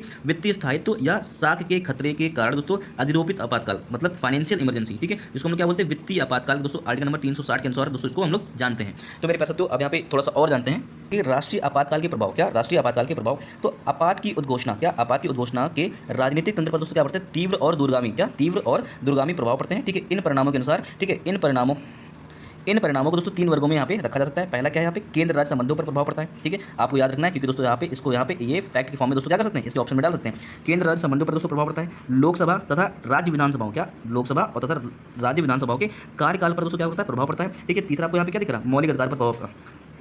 तीसरा आपको यहाँ पे क्या दिख रहा है, मौलिक अधिकारों पर प्रभाव। ठीक है दोस्तों, इसको यहाँ पे क्या किया था, ऑप्शन में डाल रखा था। चाहता तो दोस्तों ऑप्शन में इनको भी तो डाल सकता था, तो दोस्तों आप इनको क्यों छोड़ के जाएंगे। ठीक है, आप इनको भी तैयार करेंगे। क्या केंद्र राज्य संबंधों पर प्रभाव, आप यहाँ पे देखेंगे लोकसभा तथा राज्य विधानसभाओं के कार्यकाल पर दोस्तों क्या पड़ता है, इसका सीधा सीधा प्रभाव पड़ता है। ठीक है, मौलिक अधिकारों पर दोस्तों क्या पड़ता है, इसका प्रभाव पड़ता है। ठीक है, आपको ये पॉइंट पता होनी चाहिए। मूल अधिकारों पर दोस्तों प्रभाव कैसे पड़ता है, ये देखते हैं जरा। Article number 358, article number 359। ठीक है, राष्ट्रीय आपातकाल में दोस्तों मूल अधिकारों पर, क्या मूल अधिकारों पर दोस्तों प्रभाव का वर्णन करते हैं। ठीक है, आर्टिकल नंबर 358 क्या कहता है कि जो आर्टिकल नंबर 19 के द्वारा, क्या आर्टिकल नंबर 19 के द्वारा जो मूल अधिकारों को, आर्टिकल नंबर 19 के द्वारा, ठीक है, दिए गए मूल अधिकारों के निलंबन से संबंधित है। ठीक है, कहने का मतलब क्या है कि जब इमरजेंसी इंपोज की जाती है दोस्तों, आप यहाँ देखेंगे आर्टिकल नंबर 358 के अकॉर्डिंग क्या होता है, आर्टिकल नंबर 19 क्या होता है, स्वतः क्या हो जाता है, निलंबित हो जाता है। ठीक है, उसके बाद आप देखेंगे कि जबकि अनुच्छेद, ठीक है, अनुच्छेद संख्या 359 359 के माध्यम से अन्य मूल अधिकारों के निलंबन, ठीक है, नंबर 20 और 21, ठीक है, द्वारा प्रदत्त अधिकारों को छोड़ करके, ठीक है, मतलब यहाँ पे 20 और 21 निलंबित नहीं होता है। ठीक है, से संबंधित है ये 2 प्रावधान दोस्तों निम्नानुसार वर्णित किए गए। ठीक है, इनके बारे में थोड़ा सा और जानते हैं। क्या रखा है कि अनुच्छेद 19 के अंतर्गत प्रदत्त मूल अधिकारों का, ठीक, निलंबन क्या रखा है कि जब 358 के अनुसार जब राष्ट्रपति आपात की घोषणा की जाती है तो अनुच्छेद 19 के द्वारा प्रदत्त 6 मूल अधिकार स्वतः, क्या जो आर्टिकल नंबर 90 कितने प्रकार के मूल अधिकारों की बात करता है, ठीक है, 6 प्रकार के मूल अधिकारों की बात करता है। ठीक है, जिसमें दोस्तों राइट टू स्पीच भी है। ठीक है दोस्तों, आपको संगठन बनाने का अधिकार है, देश में कहीं भी आने जाने का अधिकार है, व्यापार करने का अधिकार है, दोस्तों बोलने का अधिकार है। ठीक है दोस्तों, आप यहाँ पे सारी चीजें देख रहे हैं। ठीक है दोस्तों, आप 19 नंबर को दोस्तों जो 6 आर्टिकल्स हैं, ठीक है, 19 नंबर के जो 6 क्लॉज हैं, ठीक है, आप इनको अच्छे से डिटेल से क्या कर लेंगे, पढ़ लेंगे। ठीक है, तो आप यहाँ देख लेंगे जो 6 मूल अधिकार हैं दोस्तों क्या हो जाते हैं, 358 के माध्यम से क्या हो जाते हैं दोस्तों, स्वतः निलंबित हो जाते हैं। क्या हो जाते हैं, स्वतः निलंबित हो जाते हैं। ठीक है, इसके निलंबन के लिए दोस्तों किसी अलग आदेश की आवश्यकता नहीं होती है, याद रखना इस चीज को। ठीक है, यहाँ पे पूछ सकता है, आपको डाल सकता है कि इसके निलंबन के लिए क्या कोई अलग से आदेश पारित कराना पड़ता है, तो दोस्तों नो, क्या इसको अलग से कोई भी पारित नहीं कराना पड़ता है। जैसे ही दोस्तों यहाँ पे राष्ट्रपति शासन नेशनल इमरजेंसी इंपोज होती है दोस्तों 358 के माध्यम से 19 क्या हो जाता है दोस्तों, स्वतः 19 क्या हो जाएगा, स्वतः दोस्तों क्या हो जाएगा, निलंबित हो जाएगा। ठीक है, ये चीज आपको पता होनी चाहिए। इसके बाद मेरे पास आप देखेंगे कि अनुच्छेद 359 राष्ट्रपति को आपातकाल के मूल अधिकारों को लागू करने के लिए न्यायालय में, क्या न्यायालय में जाने के अधिकार को दोस्तों निलंबित करने के लिए अधिकृत करता है। क्या करता है, ठीक है, न्यायालय में, ठीक है, न्यायालय में जाने के अधिकार को क्या करता है, निलंबित करने के लिए अधिकृत करता है। कहने का मतलब क्या है, आर्टिकल नंबर यहाँ पे देखेंगे 359 के अंतर्गत मूल अधिकार नहीं अपितु उनका लागू होना निलंबित होता है। ठीक है, वास्तविक रूप में ये अधिकार जीवित रहते हैं, केवल इनके तहत उपचार निलंबित हो जाता है। क्या हो जाता है, यहाँ पे आप देखिए कि जो आर्टिकल नंबर 32 है दोस्तों, ये क्या हो जाता है, निलंबित हो जाता है। मतलब आप कोर्ट में जाकर किसी चीज को चैलेंज नहीं कर सकते हैं। ठीक है, यह निलंबन उन्हीं मूल अधिकारों से संबंधित होता है, ठीक है, जो राष्ट्रपति के आदेश में वर्णित है, मतलब जिनको राष्ट्रपति बोल देगा है। ठीक है, उनके अकॉर्डिंग दोस्तों यहाँ पे क्या करते हैं दोस्तों, उन अधिकारों को दोस्तों यहाँ पे 32 के अकॉर्डिंग चैलेंज नहीं कर सकते हो। ठीक है, इसके अतिरिक्त यह निलंबन आपातकाल की अवधि अथवा आदेश में वर्णित अल्पावधि हेतु लागू हो सकते हैं। ठीक है मेरे प्यारे साथियों, अभी तक मैंने आपको यहाँ पे 3 क्वेश्चन पहले करा चुका हूँ दोस्तों। यहाँ पे क्वेश्चन नंबर कौन सा करा रहा हूँ, पॉलिटी का 4 करा रहा हूँ। ठीक है, तो आप यहाँ पे देखेंगे कि ये क्वेश्चन दोस्तों प्रेसिडेंट के ऊपर है। ठीक है, भारत के राष्ट्रपति के निर्वाचन से संबंध में निम्नलिखित में से कौन सा कथन सही नहीं है। दोस्तों आपको यहाँ पे ये जो वर्ड है इसको आप यहाँ पे इग्नोर नहीं करेंगे। पता लगा पेपर में आप जल्दीबाजी में बड़ा एक्साइटेड हो गया, ठीक है, कि दोस्तों कि यहाँ क्वेश्चन तो पड़ा हुआ आ गया, तो दोस्तों आपने यहाँ पे इसको ध्यान नहीं दिया और फिर दोस्तों आपने गलत करके आ गया। ठीक है दोस्तों, पेपर में आपको हमेशा धैर्य और पेशेंस बना के रखना होता है। ठीक है दोस्तों, आप यहाँ पे देखेंगे कि पहला ऑप्शन क्या रखा है कि ए, क्या रखा है कि कोई केंद्रीय मंत्री राष्ट्रपति निर्वाचित होने का पात्र नहीं होगा। ठीक है, फिर मेरे पास तो देखेंगे ऑप्शन नंबर बी का रखा है, राष्ट्रपति का निर्वाचन संसद और राज्य एवं संघ राज्य क्षेत्रों की विधानसभाओं के निर्वाचित सदस्यों द्वारा किया जाता है। ठीक है, फिर उसको ऑप्शन नंबर सी का रखा है, निर्वाचक गण में विधायी परिषद के निर्वाचित सदस्य शामिल नहीं होते हैं। फिर दोस्तों आप यहाँ पे ऑप्शन नंबर डी का रखा है, फिर मेरे पास तो आप देखेंगे ऑप्शन नंबर डी रखा है कि एकल संक्रमणी ठीक है मत द्वारा आनुपातिक प्रतिनिधित्व पद्धति का पालन किया जाता है। ठीक है, तो मेरे प्यारे साथियों मैंने कई बार बताया है कि जब राष्ट्रपति का जो निर्वाचन होता है, ठीक है, तो उसमें से पहले तो वो 12 लोग वोट नहीं करते हैं जिनको राष्ट्रपति ने क्या किया था, नॉमिनेट किया था। ठीक, राज्यसभा के वो मेंबर हो गए। पहले एंग्लो इंडियन का भी कॉन्सेप्ट हुआ करता था। ठीक है, आप यहाँ देखेंगे कि राष्ट्रपति के निर्वाचन में जो नॉमिनेटेड मेंबर होते हैं, जिनको राष्ट्रपति खुद नॉमिनेट करते हैं, ठीक है, उनको दोस्तों अपॉइंट करते हैं दोस्तों, वो लोग क्या करते हैं, इसमें वोटिंग नहीं करते हैं। क्या नहीं करते हैं, इनमें दोस्तों वोटिंग नहीं करते हैं। लेकिन आपको याद होगा मैंने बताया था कि इंपीचमेंट जब होता है, क्या होता है, जब इंपीचमेंट होता है, ठीक है, इंपीचमेंट मतलब महाभियोग जब लगाया जाता है राष्ट्रपति के ऊपर, तब दोस्तों यहाँ पे देखेंगे कि उनका यहाँ पे, ठीक है, जो नॉमिनेटेड मेंबर होते हैं, ठीक है, वो क्या करते हैं, इसमें पार्टिसिपेट करते हैं। ठीक है, जब लेकिन आप यहाँ पे ये भी देखेंगे कि ये नॉमिनेटेड 12 मेंबर हैं, ठीक है, ये पार्टिसिपेट करेंगे राज्यसभा के। लेकिन दोस्तों वहाँ पे आप देखेंगे कि जो इनकी वोटिंग में, ठीक है, जो इनकी वोटिंग में आप यहाँ पे देख रहे थे यूटीज, क्या यूनियन टेरिटरी के जो विधानसभाओं के जो यहाँ पे मेंबर होते थे, जो इलेक्टेड मेंबर हैं, ठीक है, और जो राज्यों के, क्या जो अलग अलग राज्यों के जो विधानसभाओं के जो मेंबर हैं, जो कि क्या कर रहे थे, राष्ट्रपति की वोटिंग में वोटिंग कर रहे थे, ठीक है दोस्तों, वो लोग क्या करेंगे, यहाँ पे इनके इंपीचमेंट में पार्टिसिपेट नहीं करेंगे। यहाँ पे इनके जब इंपीचमेंट होगा तो यहाँ पे केवल कौन लोग करेंगे, जो दोस्तों संसद के हैं, क्या जो संसद के जो निर्वाचित सदस्य हैं वही लोग क्या करेंगे दोस्तों, यहाँ पे राष्ट्रपति के इंपीचमेंट में दोस्तों वोटिंग करेंगे। ठीक है, आपको यहाँ पे साइड बाय साइड मैंने आर्टिकल नंबर 61 के बारे में थोड़ा सा ब्रीफिंग कर दिया, ठीक है, रिकॉल करा दिया आपको। ठीक है, उसके बाद दोस्तों आप देखेंगे कि ऑप्शन नंबर बी बिल्कुल सही बात है। ठीक है, राष्ट्रपति का जो निर्वाचन होता है दोस्तों, यहाँ पे आप देखेंगे संसद, संसद का मतलब क्या हो जाएगा, ठीक है, लोकसभा और राज्यसभा। ठीक है दोस्तों, संसद वर्ड है आर्टिकल नंबर 79 में दोस्तों डिस्क्राइब करता है।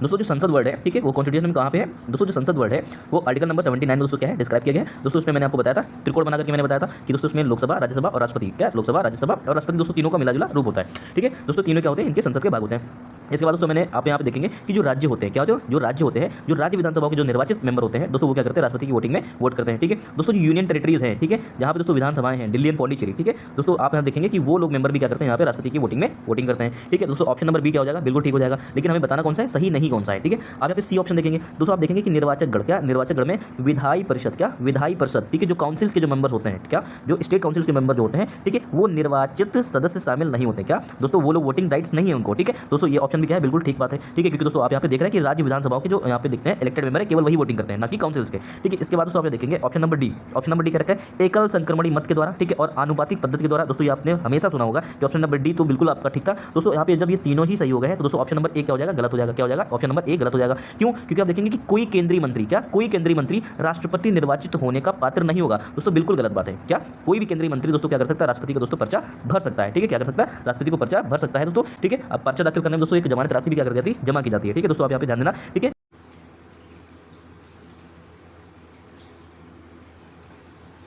मेरे प्यारे साथियों, आप यहाँ पे देख रहे हैं कि निम्नलिखित में से, ठीक है, यहाँ पे दोस्तों हम लोग क्या कर रहे हैं, क्वेश्चन नंबर यहाँ पे 5 डिस्कस कर रहे हैं। ठीक है, आप यहाँ देख रहे हैं कि निम्नलिखित में से भारतीय संघवाद, क्या भारतीय संघवाद की विशेषताएं नहीं हैं, क्या भारतीय संघवाद की विशेषताएं नहीं हैं। तो मेरे प्यारे साथियों, आप यहाँ पे ध्यान देंगे। ठीक है, पहला ऑप्शन क्या रखा है कि न्यायालय, क्या न्यायालय मतलब जुडिशियरी, ठीक है, संविधान और सरकार, क्या संविधान और सरकार के विभिन्न स्तरों की शक्तियों का निर्वचन, निर्वचन का मतलब क्या है, इंटरप्रेट करना। इंटरप्रेट का मतलब क्या है, इसकी व्याख्या करना। क्या करना दोस्तों, यहाँ पे देखेंगे ये व्याख्या की बात कर रहा है। क्या कर रहा है, यहाँ पे ये व्याख्या की बात कर रहा है। ठीक है, तो कहने का मतलब क्या है कि संघवाद की विशेषता नहीं है। तो दोस्तों ऑप्शन नंबर ए क्या कर रखा है कि न्यायालय, न्यायालय क्या करेगा, संविधान और सरकार के, क्या संविधान और सरकार के विभिन्न स्तरों, क्या विभिन्न स्तरों की शक्तियों का निर्वचन कर सकते हैं। ठीक है, पहली बात है दोस्तों, आपको यहाँ पे अभी सारी चीज़ें मैं क्लियर करता हूँ। ऑप्शन नंबर बी कर रखे कि संघ सरकार, क्या संघ सरकार मतलब सेंट्रल गवर्नमेंट, ठीक है, और राज्य सरकार, ठीक है, मतलब स्टेट गवर्नमेंट के लिए राजस्व के स्रोत का विनिर्दिष्ट किए गए हैं। ठीक है, मतलब संघवाद में क्या ऐसा किया गया है या फिर नहीं किया गया है। फिर मेरे पास तो आप देखेंगे ऑप्शन नंबर सी क्या रखे, संविधान, क्या संविधान में संघ और राज्यों, क्या यहाँ पे देखेंगे संघ और राज्यों की शक्तियों का, ठीक है, विनिर्दिष्ट किया गया। मतलब केंद्र और राज्यों के बीच में जो शक्तियाँ हैं दोस्तों, उनको यहाँ पे क्या किया गया, डिफाइन किया गया है। ऐसा दोस्तों क्वेश्चन क्या रखा है। फिर ऑप्शन नंबर यहाँ पे देखेंगे डी क्या रखा है, भारतीय संघवाद, ठीक है, भारतीय संघवाद शक्तियों के पृथक्करण, क्या शक्तियों के पृथक्करण के सिद्धांत पर आधारित है। ठीक है, तो मेरे प्यारे साथियों, आपने यहाँ पे कितने ऑप्शन देख लिए, 4 ऑप्शन देख लिए। ठीक है, और दोस्तों चारों ऑप्शन को मैंने पढ़ करके इसको इलेबोरेट किया, बता दिया आपको। तो दोस्तों यहाँ पे देखेंगे कि इन क्वेश्चंस में, ठीक है, इनके ऑप्शंस में कितनी दम है, इनकी सत्यता क्या है, इनको थोड़ा सा यहाँ पे जाँच लेते हैं, तब इसका यहाँ पे आंसर करने की कोशिश करेंगे।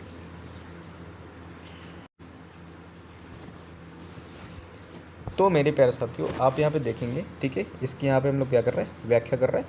दोस्तों व्याख्या में क्या कर रखा है कि न्यायालय, क्या न्यायालय मतलब जुडिशरी, संविधान, क्या संविधान और सरकार के विभिन्न स्तरों की शक्तियों का निर्वचन, ठीक है, क्या कर सकते हैं, निर्वचन कर सकते हैं, मतलब इंटरप्रेट कर सकते हैं, मतलब यहाँ पे इसकी व्याख्या कर सकते हैं। ठीक है, मतलब ये ऑप्शन क्या है, बिल्कुल सही है। ठीक है, अब यहाँ पे देखते हैं दोस्तों इसका प्रोविज़न क्या है। आप यहाँ देखेंगे कि भारतीय न्यायालय, क्या भारतीय न्यायालय, ठीक है, विशेष रूप से, ठीक है, सर्वोच्च न्यायालय और उच्च न्यायालय, क्या स्पेशली दोस्तों supreme court and high court, ठीक है, संविधान की व्याख्या, ठीक है, मतलब इसको इंटरप्रेट, ठीक है, कर सकते हैं और दोस्तों आप यह देखेंगे और संघ और राज्यों की शक्तियों से संबंधित विवादों का दोस्तों क्या कर सकते हैं यहाँ पे समाधान कर सकते हैं। ठीक है, अगर हम यहाँ पे कहते हैं आर्टिकल नंबर 13, क्या आर्टिकल नंबर 13, ठीक है, तो दोस्तों आर्टिकल नंबर 13 यहाँ पे संविधान पे क्या कहता है कि दोस्तों सुप्रीम कोर्ट के पास पावर है, क्या सुप्रीम कोर्ट और हाई कोर्ट के पास पावर है कि दोस्तों वहाँ पे क्या करें, वो यहाँ पे इसकी व्याख्या करें। ठीक है, इसकी क्या करते हैं यहाँ पे व्याख्या करें, मतलब यहाँ पे अगर कह दें कि संविधान की व्याख्या करने का जो अधिकार प्राप्त है दोस्तों आर्टिकल नंबर 13 में दोस्तों यहाँ पे इनडायरेक्टली इसके बारे में कहा गया है। ठीक है, कि दोस्तों यहाँ पे विधि का लॉ, ठीक है, लॉ ऑफ रूल चलेगा। ठीक है, इसके बाद दोस्तों आप देखेंगे ऑप्शन नंबर 2 क्या रखा है, संघ सरकार, क्या संघ सरकार, ठीक है, राज्य सरकारों के, क्या राज्य सरकारों के लिए राजस्व के स्रोत विनिर्दिष्ट किए गए हैं। दोस्तों बिल्कुल बात सही है, क्या ये बात बिल्कुल सही है। आप अब देखेंगे संविधान की जो 7वीं अनुसूची है, 7th schedule of the constitution, तो दोस्तों आपको पता होगा वहाँ पे केंद्र सूची के बारे में बताया गया है, राज्य सूची के बारे में बताया गया है, और दोस्तों यहाँ पे देखेंगे संवर्ती सूची के बारे में बताया गया है। तो दोस्तों आप यहाँ पे देखेंगे यहाँ पे चीज़ों को ऑलरेडी स्पष्ट कर दिया गया है कि केंद्र के पास पावर क्या है, राज्यों के पास पावर क्या है, और यहाँ पे जो दोनों मिला करके दोस्तों कौन कौन से पावर्स को एंजॉय कर सकते हैं। ठीक है, इसके बाद दोस्तों आप देखेंगे ऑप्शन नंबर सी, दोस्तों यहाँ पे क्या हो गया, ये बिल्कुल सही हो गया। ठीक है, ऑप्शन नंबर सी आप देख रहे हैं कि संविधान में संघ और राज्यों की शक्तियों, क्या संघ और राज्यों की शक्तियों को विनिर्दिष्ट किया गया है, विनिर्दिष्ट मतलब डिफाइन किया गया है। ठीक है, इसकी ये बात बिल्कुल सही है। आप अब देखेंगे कॉन्स्टिट्यूशन में आर्टिकल नंबर 246 और दोस्तों 7 शेड्यूल, क्या 7 शेड्यूल किसके बारे में बात करती है दोस्तों, केंद्र और राज्यों के बीच में, ठीक है, शक्तियों के दोस्तों स्पष्ट रूप से विभाजन की बात करती है। क्या करती है, शक्तियों के स्पष्ट रूप से विभाजन की बात करती है। ठीक है, तो मेरे पास तो ये बात भी क्या है, बिल्कुल सही हो गई। अब जब यहाँ पे ऑप्शन नंबर डी देखेंगे तो आपको यहाँ पे क्या नजर आया कि भारतीय संघवाद, ठीक है, शक्तियों के पृथक्करण के सिद्धांत पर आधारित है। दोस्तों ये बात बिल्कुल गलत है। क्या यहाँ पे जो इंडियन कॉन्स्टिट्यूशन है वो सेपरेशन ऑफ द पावर के ऊपर दोस्तों यहाँ पे बेस्ड नहीं है। ठीक है, दोस्तों आप यहाँ पे देखेंगे कि यहाँ पे अपने देश में क्या किया गया है, कार्यपालिका और दोस्तों आप देखेंगे विधायिका, मतलब एग्जीक्यूटिव और लेजिस्लेचर, दोस्तों यहाँ पे एक दूसरे के दोस्तों यहाँ पे घनिष्ठ संबंध बताए गए हैं। क्या बताए गए हैं दोस्तों, इनके यहाँ पे क्या होंगे, घनिष्ठ संबंध होंगे, लेकिन जुडिशरी से दोस्तों, जुडिशरी से क्या बताया गया, इनका पृथक्करण बताया गया। क्या बताया गया, जुडिशरी से इनका पृथक्करण बताया गया, और कार्यपालिका और विधायिका दोस्तों उसका क्या बताया गया, आपसे यहाँ पे घनिष्ठ संबंध बताया गया। तो दोस्तों आप यहाँ पे देख रहे हैं कि आपको यहाँ पे क्या नजर आ रहा है, कार्यपालिका और विधायिका में दोस्तों आप देख रहे हैं शक्तियों का मिश्रण नजर आ रहा है। क्या नजर आ रहा है, शक्तियों का मिश्रण नजर आ रहा है। तो मेरे प्यारे साथियों सेपरेशन ऑफ द पावर यहाँ पे पूर्ण रूप से लागू नहीं होता है। ठीक है, आई होप दोस्तों आपको ये सारी चीज़ें बात में समझ में आ रही होगी। दोस्तों इसका जो कंक्लूजन है वो क्या निकल के आया है, चूँकि भारतीय संघवाद पूर्ण रूप से दोस्तों है क्या, शक्तियों के पृथक्करण के सिद्धांत, ठीक है, शक्तियों के पृथक्करण के सिद्धांत पर आधारित नहीं है। ठीक है दोस्तों, ऑप्शन देख करके आपको लग रहा था कि ये तो बिल्कुल सही है, सबसे पहले जो नज़र जा रही थी लोगों की वो ऑप्शन नंबर डी पे ही जा रही थी दोस्तों, वो बिल्कुल सही लग रहा था दोस्तों यहाँ पे, लेकिन आपको यहाँ पे कुछ और पता चला। तो मेरे प्यारे साथियों इस तरीके से आप चीज़ों को ध्यान देंगे तो यहाँ पे थोड़ा सा हम आपको फेडरल सिस्टम के बारे में थोड़ा सा और बता देते हैं कि दोस्तों कितने प्रकार के दोस्तों यहाँ पे संघीय व्यवस्था होती है। ठीक है, और दोस्तों उसमें क्या क्या डिफाइन किया गया है और दोस्तों क्या क्या बताया गया है। ठीक है,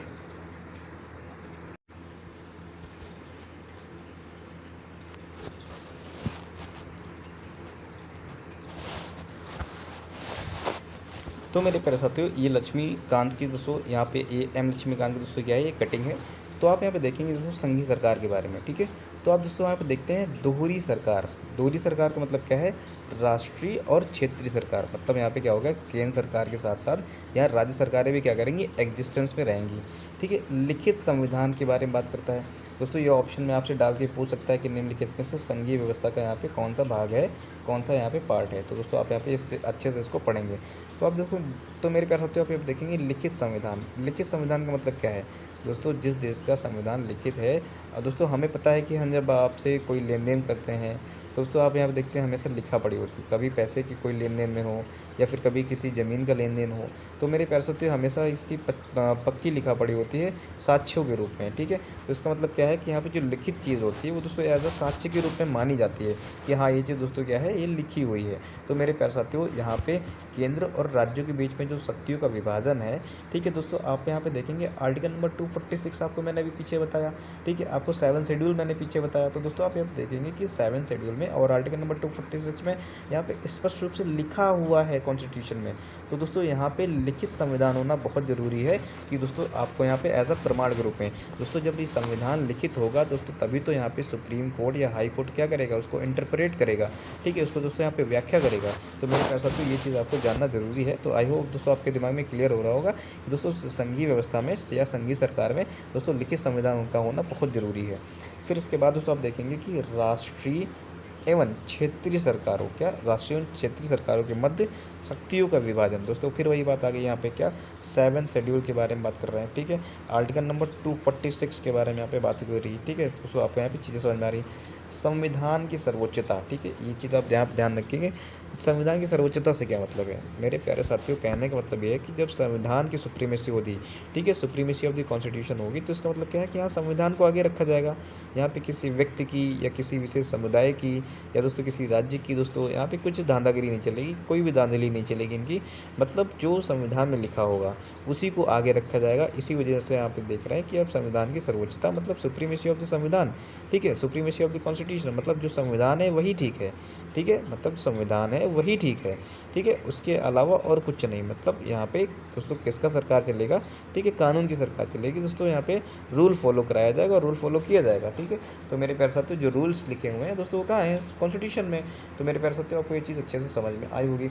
उसके बाद दोस्तों आप देखेंगे कठोर संविधान, क्या देखेंगे, कठोर संविधान। तो दोस्तों आपको यहाँ पे एक चीज़ समझ में आ रही होगी, आर्टिकल नंबर 368 किसके बारे में बात करता है आपको पता होगा दोस्तों, कॉन्स्टिट्यूशन अमेंडमेंट के बारे में बात करता है। तो मेरे प्यारे साथियों जो कॉन्स्टिट्यूशन अमेंडमेंट है वो भी कई प्रकार का होता है दोस्तों। एक तो ये होता है कि साधारण बहुमत से हो जाए, और दोस्तों दूसरा ये होता है कि स्पेशल मेजोरिटी से होना चाहिए। तो मेरे प्यारे साथियों जो स्पेशल मेजोरिटी वाला है 2/3 वोटिंग के साथ में, जब कोई दोस्तों विशेष मतलब चीज़ है दोस्तों, जब मेरे प्यारे साथियों जब देश के बहुत ही महत्वपूर्ण मुद्दा होता है जिस पे दोस्तों कॉन्स्टिट्यूशन अमेंडमेंट किया जाता है या उस विषय के ऊपर संविधान में संशोधन करने की बात की जाती है, या फिर अगर कह लो कि मौलिक अधिकारों में संशोधन करना है, या दोस्तों बेसिक स्ट्रक्चर के बारे में अगर बात आ जाती है, जो कि दोस्तों महत्वपूर्ण चीज़ें हैं संविधान के लिए, देश के लिए, लोकतंत्र के लिए। तो मेरे प्यारे साथियों जब इस प्रकार का कोई यहाँ पे जब संविधान संशोधन होता है तो दोस्तों आपको पता होगा कि देश के आधे से ज़्यादा राज्यों की दोस्तों अनुमति चाहिए होती है, ठीक है, आधे से ज़्यादा राज्यों की अनुमति चाहिए। तो अगर जब देख रहे हो कि जब आधे से ज़्यादा यहाँ पे राज्यों की अनुमति चाहिए तो इसका मतलब क्या है, आपने यहाँ पर राज्यों को शामिल कर लिया, मतलब केंद्र के साथ साथ में यहाँ पर राज्यों को भी शामिल किया गया। तो दोस्तों अब यहाँ पे जब राज्य शामिल हैं तो दोस्तों आप यहाँ पे देख रहे हैं कोई भी चीज़ ऐसी है जो कि केंद्र और राज्य दोनों मिल के कर रहे हैं, तो इसका मतलब क्या है कि यहाँ पे राज्य को शामिल किया गया। इसका मतलब क्या है कि राज्यों को भी ये शक्ति है और अधिकार है। तो दोस्तों यही तो फेडरल सिस्टम है, यही तो संघवाद व्यवस्था है कि यहाँ पे केंद्र के साथ साथ राज्यों को भी शामिल किया जाए लॉ मेकिंग से लेकर के हर एक चीज़ में। तो मेरे प्यारे साथियों यहाँ पे आप देख रहे हैं कि कठोर संविधान, ठीक है। तो दोस्तों संविधान संशोधन मतलब एक ऐसा संविधान संशोधन जिसमें राज्यों की जरूरत नहीं पड़ेगी, ठीक है, जैसे किसी भी राज्य का नाम बदलना हो या सीमाओं को बदलना हो, या फिर किसी दो राज्य को जोड़ के एक राज्य बनाना हो, या फिर एक राज्य को तोड़ करके दो राज्य बनाने हो। तो मेरे प्यारे साथियों यहाँ पे आप देख रहे हो ना कि आपको ये सारी चीज़ें समझ में आ रही हैं, ठीक है। दोस्तों यहाँ पे कठोर संविधान का मतलब क्या है कि संविधान में संशोधन करने की जो प्रक्रिया है दोस्तों वो बड़ी जटिल है। मतलब यहाँ पे नम्यता और अनम्यता का क्या है कॉन्सेप्ट है। नम्यता अनम्यता का मतलब क्या है कि sometimes constitution behave like a rigid and sometimes behave like a normal, ठीक है। मतलब कभी कभी संविधान बड़ा कठोर हो जाता है और कभी कभी संविधान क्या हो जाता है, लचीला हो जाता है। लचीला कब होता है, जब केवल केंद्र के ऊपर यहाँ पे जिम्मेदारी दे दीजिए कि आप संशोधन कर सकते हो। कठोर कब हो जाता है कि जब केंद्र के साथ साथ यहाँ पे राज्यों की भी भागीदारी कर ली जाए। तो आई होप आपको यहाँ पे सारी चीज़ें अच्छे से समझ में आ रही होंगी, ठीक है। तो दोस्तों आपने यहाँ पे देख लिया। फिर आप दोस्तों 6 नंबर पे देख रहे हैं स्वतंत्र न्यायपालिका, ठीक है। आपको दोस्तों मैंने आर्टिकल नंबर 50 भी बताया था, आर्टिकल नंबर 110 भी बताया था, ठीक है। और दोस्तों आर्टिकल नंबर यहाँ पे दोस्तों आपको आर्टिकल नंबर वहाँ पे 112 दोस्तों आपको आर्टिकल नंबर 121 भी बताया था, आर्टिकल नंबर 122 भी बताया था।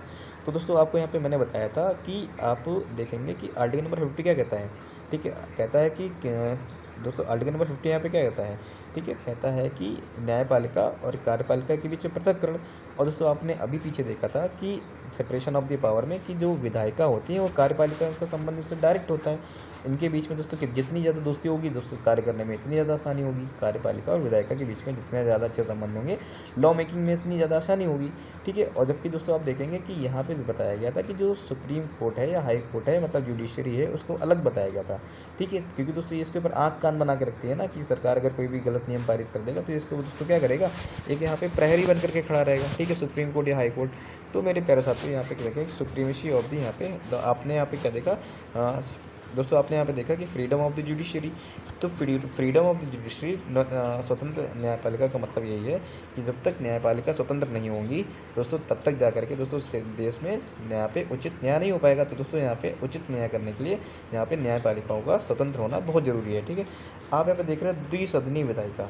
द्विसदनीय विधायिका मतलब क्या है कि केंद्र में आप देखेंगे लोकसभा के साथ साथ क्या है, राज्यसभाएं, और राज्यसभाएं दोस्तों क्या करती हैं, यहाँ पे राज्यों के हितों की रक्षा करती हैं केंद्र में। तो दोस्तों यहाँ पे सीधा सीधा संबंध आ गया कि राज्यों के हितों की रक्षा हो रही है, तो इसका मतलब राज्य को यहाँ पे शामिल किया जा रहा है। तो मेरे कर सकते हो, आई होप आपको यहाँ पे ये सारी चीज़ें समझ में आ रही है कि मैंने यहाँ पे किसके बारे में अच्छे से डिफाइन किया है।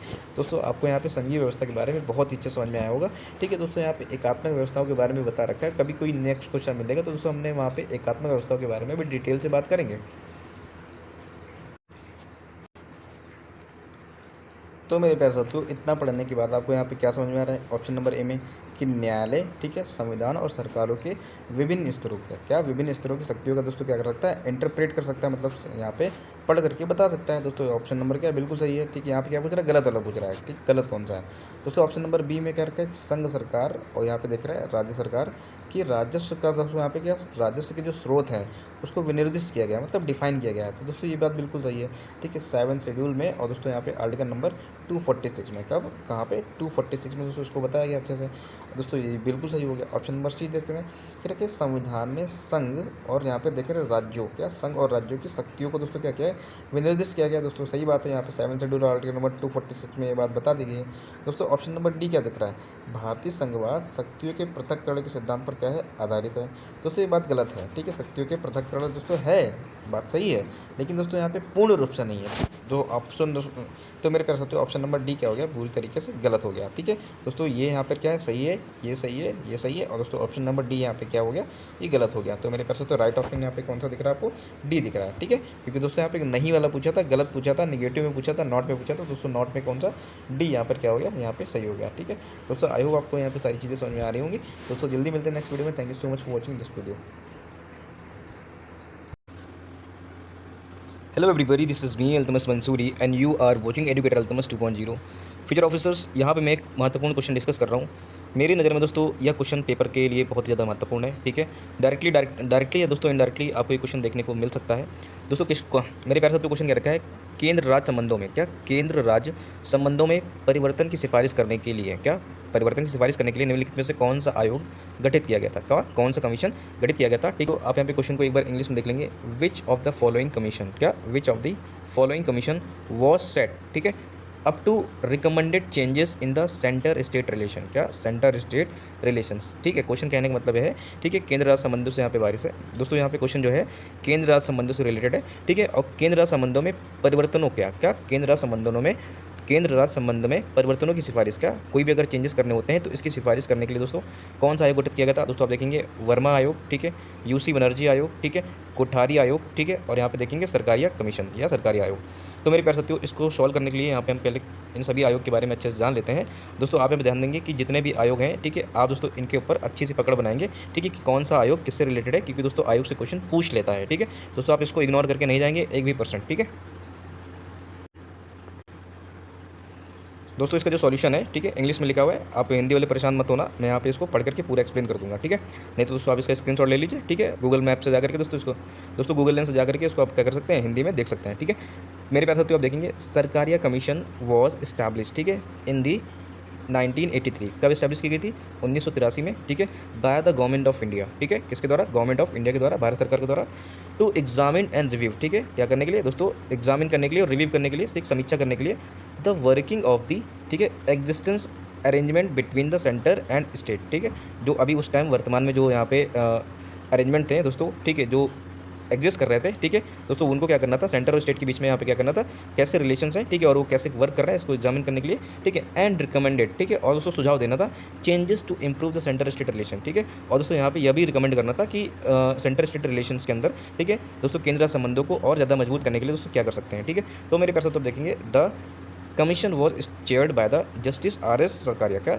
Justice RS. सरकारिया, ठीक है, एंड सबमिटेड इट्स रिपोर्ट इन 1988। ठीक, एक एक पॉइंट को, एक एक वर्ड को बच्चे ध्यान देंगे, कहीं से भी क्वेश्चन आपको यहाँ पे फंसा सकता है। ठीक है, आप यहाँ पे इस क्वेश्चन को इग्नोर 1% नहीं करेंगे। आई रिपीट दिस लाइन, ठीक है, suggesting ways to strengthen federalism in India, ठीक है। इन्होंने क्या किया था, ठीक है। इसको दोस्तों मेरे प्यारे साथियों, इसको जो छेड़ कर रहे थे वो कौन छेड़ कर रहा था, जस्टिस RS सरकारिया, ठीक है। इन्होंने अपनी रिपोर्ट दोस्तों 1988 में यहाँ पे क्या की थी, सबमिट की थी। और दोस्तों उन्होंने कहा था कि यहाँ पे फेडरलिज्म इन इंडिया, क्या भारत में संघवाद को दोस्तों क्या करना चाहिए, स्ट्रेंथन करना चाहिए, ठीक, इसको बढ़ावा देना चाहिए।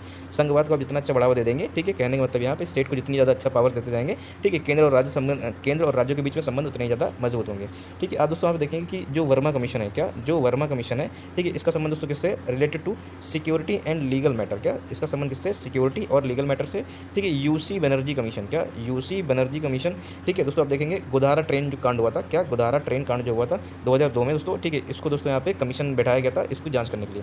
इसके बाद दोस्तों आप देखेंगे कोठारी कमीशन, मोस्ट इंपॉर्टेंट है कोठारी कमीशन, ठीक है।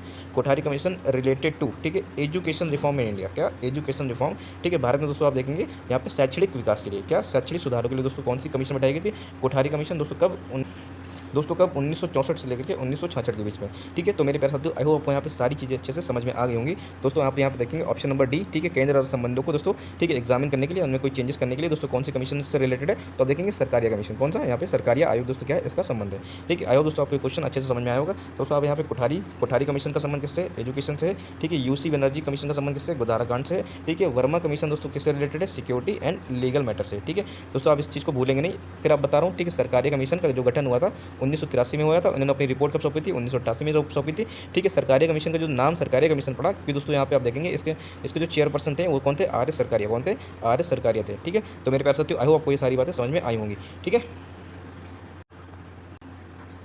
तो मेरे प्यारे साथियों आप देखेंगे सरकारिया आयोग is the right answer of the question number 15, ठीक है। दोस्तों मुझे जो इंपॉर्टेंट लगता जा रहा है, ठीक है, जो आपके लिए पेपर के लिए लायक है, ठीक है दोस्तों, वो मैं सारी चीज़ें आपको यहाँ पे इंपॉर्टेंट निकाल के देता रहूँगा। आप दोस्तों इसकी प्रॉपर लिस्टिंग करते रहो, प्रॉपर इसको नोट्स बनाते रहो, ठीक है। बाकी मैं PDF तो आपको देता रहता हूँ, ठीक है। नोट्स बनाने का मतलब ये नहीं कि आप पूरी नोट्स आपको जैसा मैं बता रहा हूँ वैसे उतारते जाएंगे, जो पॉइंट आप भूल जाएंगे उसका दोस्तों वन लाइनर में नोट्स बनाएंगे, ठीक है। सारा नहीं बनाना नोट्स, टाइम नहीं बचा नोट्स बनाने का, ठीक है।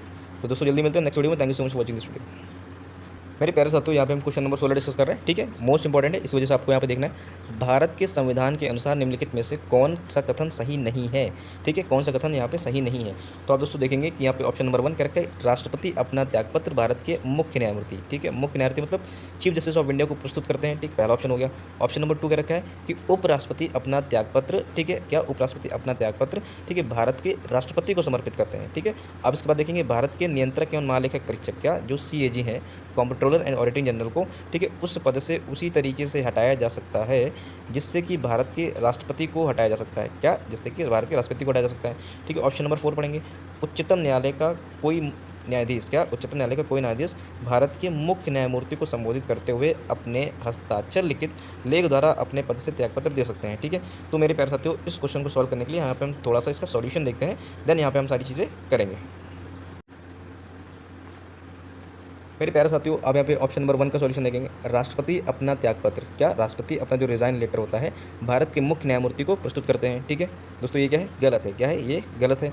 क्यों दोस्तों, आप देखेंगे आर्टिकल नंबर 61 और आर्टिकल नंबर 56 के अनुसार, ठीक है, भारत के राष्ट्रपति अपना त्यागपत्र उपराष्ट्रपति को देते हैं, याद रखना, अपना त्यागपत्र किसको देते हैं, उपराष्ट्रपति को प्रस्तुत करते हैं, ठीक है, ना कि दोस्तों चीफ जस्टिस ऑफ इंडिया को, ना कि दोस्तों चीफ जस्टिस ऑफ इंडिया को देते हैं। मतलब आप देखेंगे प्रेसिडेंट किसको दे रहे हैं, वाइस प्रेसिडेंट को दे रहे हैं, क्या दे रहे हैं, वाइस प्रेसिडेंट को दे रहे हैं। इसके बाद दोस्तों ऑप्शन नंबर 2 देखेंगे, उपराष्ट्रपति अपना त्यागपत्र भारत के राष्ट्रपति को प्रस्तुत करते हैं। दोस्तों ये बात सही है, क्या है, ये बात सही है। दोस्तों आप यहाँ पे इसको ऐसे कर लो, ठीक है, यहाँ पे आप इसको, ठीक है, ऐसे कर लो कि जो प्रेसिडेंट हैं वो क्या करते हैं, वाइस प्रेसिडेंट को देते हैं, किसको देते हैं, वाइस प्रेसिडेंट को देते हैं, और वाइस प्रेसिडेंट किसको देते हैं, प्रेसिडेंट को देते हैं, ठीक है। आप यहाँ देखेंगे ये वाला सिंबल आप बना के तैयार कर लो, ठीक है। प्रेसिडेंट किसको देंगे, वाइस प्रेसिडेंट को देंगे, और वाइस प्रेसिडेंट किसको देंगे, प्रेसिडेंट को देंगे, ठीक है। तो मेरे पास होते ऑप्शन नंबर 2 यहाँ पे क्या है, बिल्कुल सही है, ठीक है। ऑप्शन नंबर 3 दोस्तों देख लेते हैं यहाँ पे, ठीक है। ऑप्शन नंबर 3 तो आपको उसी टाइम गलत नजर आ रहा होगा, ठीक है। दोस्तों ऑप्शन नंबर 3 में दोस्तों आप देखेंगे CAG, ठीक है, सर्वोच्च न्यायालय के न्यायाधीश की तरह हटाया जाता है इनको, ठीक, जैसे कि चीफ जस्टिस ऑफ इंडिया को हटाने का प्रोविजन दे रखा है, ठीक है, उसी तरीके से इनको हटाते हैं, ठीक है। यानी दोस्तों महाभियोग प्रक्रिया के द्वारा इसका दोस्तों प्रोविजन कहाँ दिया रखा है, आर्टिकल नंबर 148। जबकि दोस्तों आप देखेंगे राष्ट्रपति को हटाने के लिए अनुच्छेद 261 में, अनुच्छेद 61 के तहत दोस्तों महाभियोग प्रक्रिया अपनाई जाती है जो अधिक जटिल होती है, क्या होती है दोस्तों, बहुत ज़्यादा क्रिटिकल होती है, ठीक है। तो मेरे पास तो ये तो आप यहाँ पे पहले से क्लियर होंगे, जब आप ऑप्शन में पढ़ रहा था तभी आपको देखने में नजर आ गया होगा, ठीक है। दोस्तों आपको मैंने एक चीज़ बताई थी, मैंने आपको बताया था कि जैसे कि इलेक्शन कमीशन हो गया, क्या हो गया, इलेक्शन कमीशन हो गया, UPSC का मेंबर हो गया, कौन हो गया, UPSC का मेंबर हो गया दोस्तों। उसके बाद मैंने बताया था CAG का पद हो गया, क्या हो गया, CAG का पद हो गया। उसके बाद दोस्तों मैंने बताया था CJI, क्या CGI बताया था।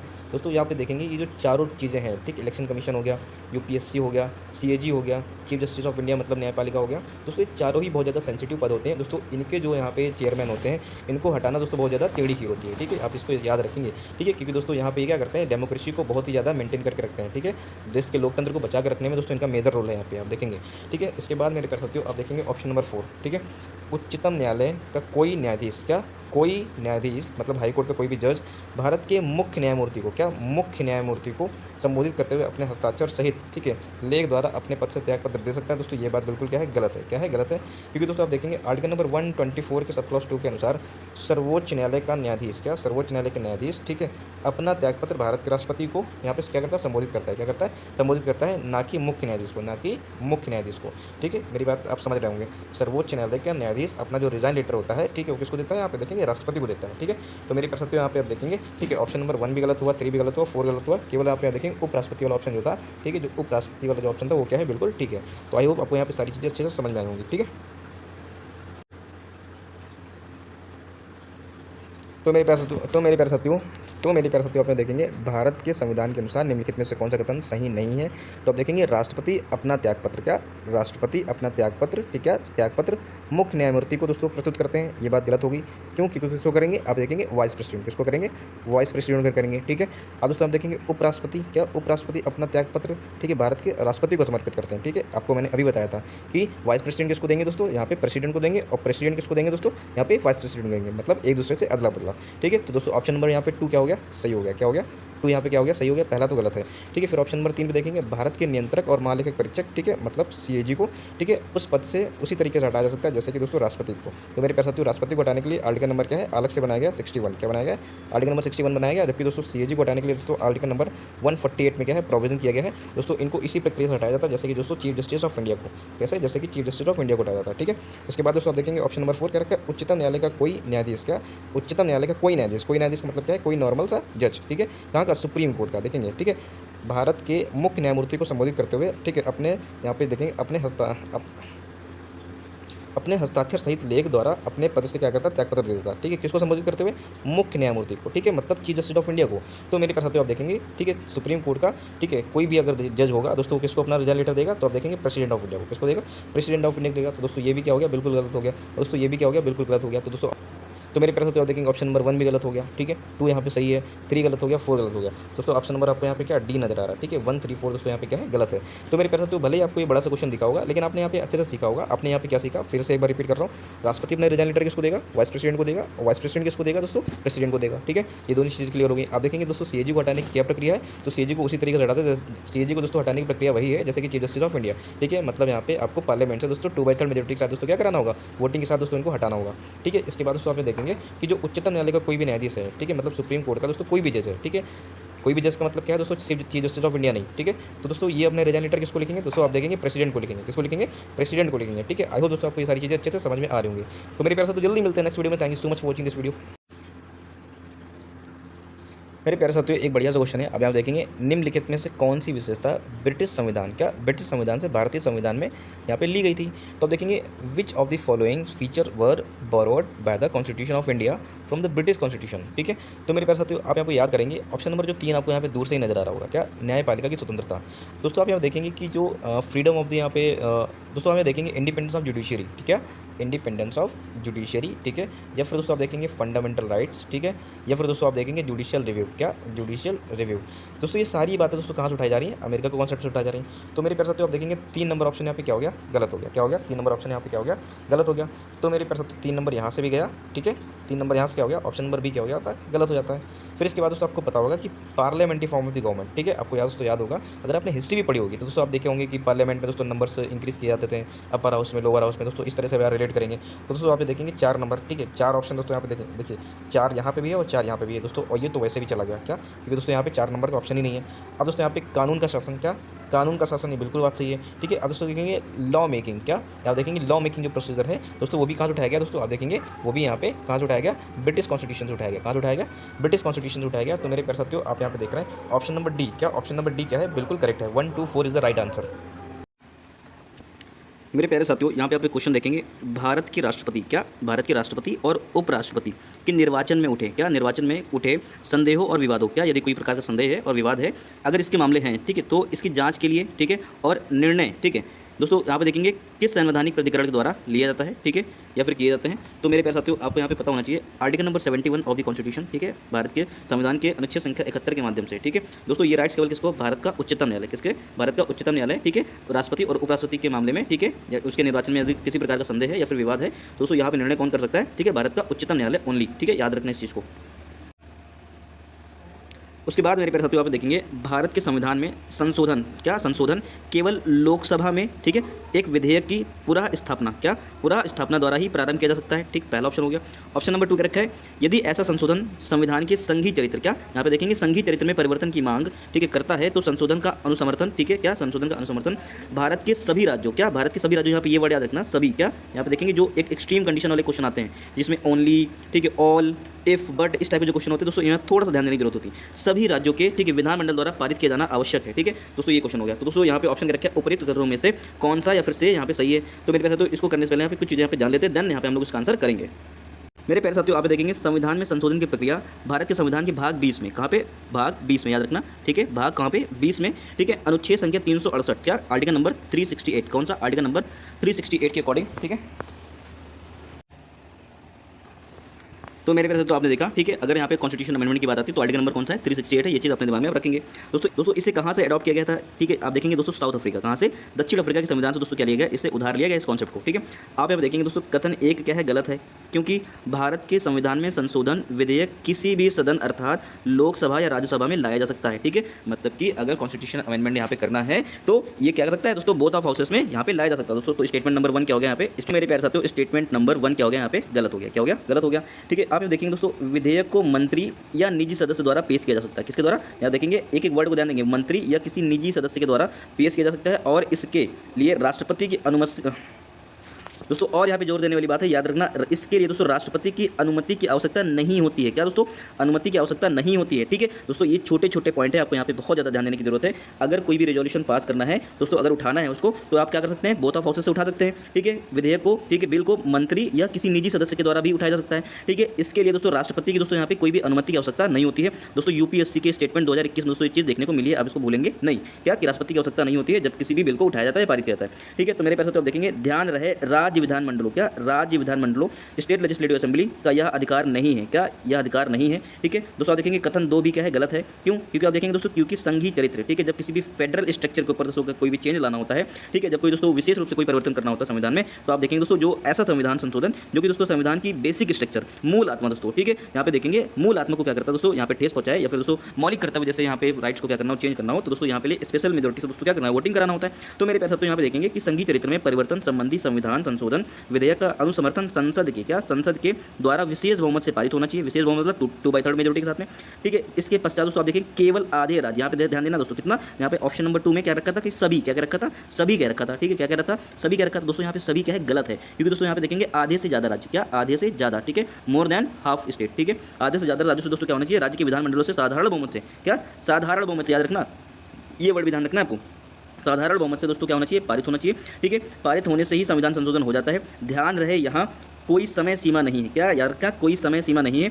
जिसके भीतर राज्यों को बिल पर अपनी सहमति देनी चाहिए, ठीक है, याद रखना, ठीक है। जैसे कि दोस्तों आप देखेंगे वस्तु एवं सेवा, ठीक है, जीएसटी दोस्तों विधेयक, ठीक है, ध्यान रखें कि संविधान संशोधन आर्टिकल नंबर 368, क्या आर्टिकल नंबर 368 में राज्यसभा तथा लोकसभा के मध्य असहमति होने पर, क्या असहमति होने पर दोस्तों आप देखेंगे ज्वाइंट सीटिंग होती है, क्या होता है, संयुक्त बैठक का प्रावधान नहीं है, क्या संयुक्त बैठक का दोस्तों ज्वाइंट सीटिंग का दोस्तों यहाँ पे मैटर नहीं होता है, ठीक है दोस्तों। किसके ऊपर, जैसे जीएसटी जैसा मामला आ जाए, क्या होता है, जीएसटी जैसा मामला हो जाए, राष्ट्रपति विधेयक को सहमति देंगे, ठीक है, वे ना तो विधेयक को अपने पास रख सकते हैं और ना ही दोस्तों यहाँ पे संसद के पास पुनर्विचार के लिए भेज सकते हैं, ये भी याद रखना। राष्ट्रपति की सहमति के बाद ही विधेयक अधिनियम बन जाता है, क्या होता है, उसके बाद दोस्तों आपको पता होगा पहले लोकसभा से पारित होना चाहिए, ठीक है। अगर यहाँ पे देखना दोस्तों, अगर लोकसभा से उठाएगा तो लोकसभा से, राज्यसभा मतलब बोथ ऑफ हाउसेस से पारित होना चाहिए, और दोस्तों जब इसमें राष्ट्रपति हस्ताक्षर कर देते हैं तो कोई भी बिल, ठीक, क्या बन जाता है, बाद में एक्ट बन जाता है, अधिनियम बन जाता है, ठीक है। और यहाँ पे दोस्तों आप देखेंगे संविधान में, ठीक है, अधिनियम की तरह इसका समावेश कर लिया जाएगा, ठीक है। 24वें संविधान संशोधन, क्या 24 कॉन्स्टिट्यूशन अमेंडमेंट एक्ट 1971 में राष्ट्रपति के लिए संविधान संशोधन विधेयक पर अपनी सहमति देना अनिवार्य कर दिया गया था कि राष्ट्रपति इस पर क्या कर देंगे, अपनी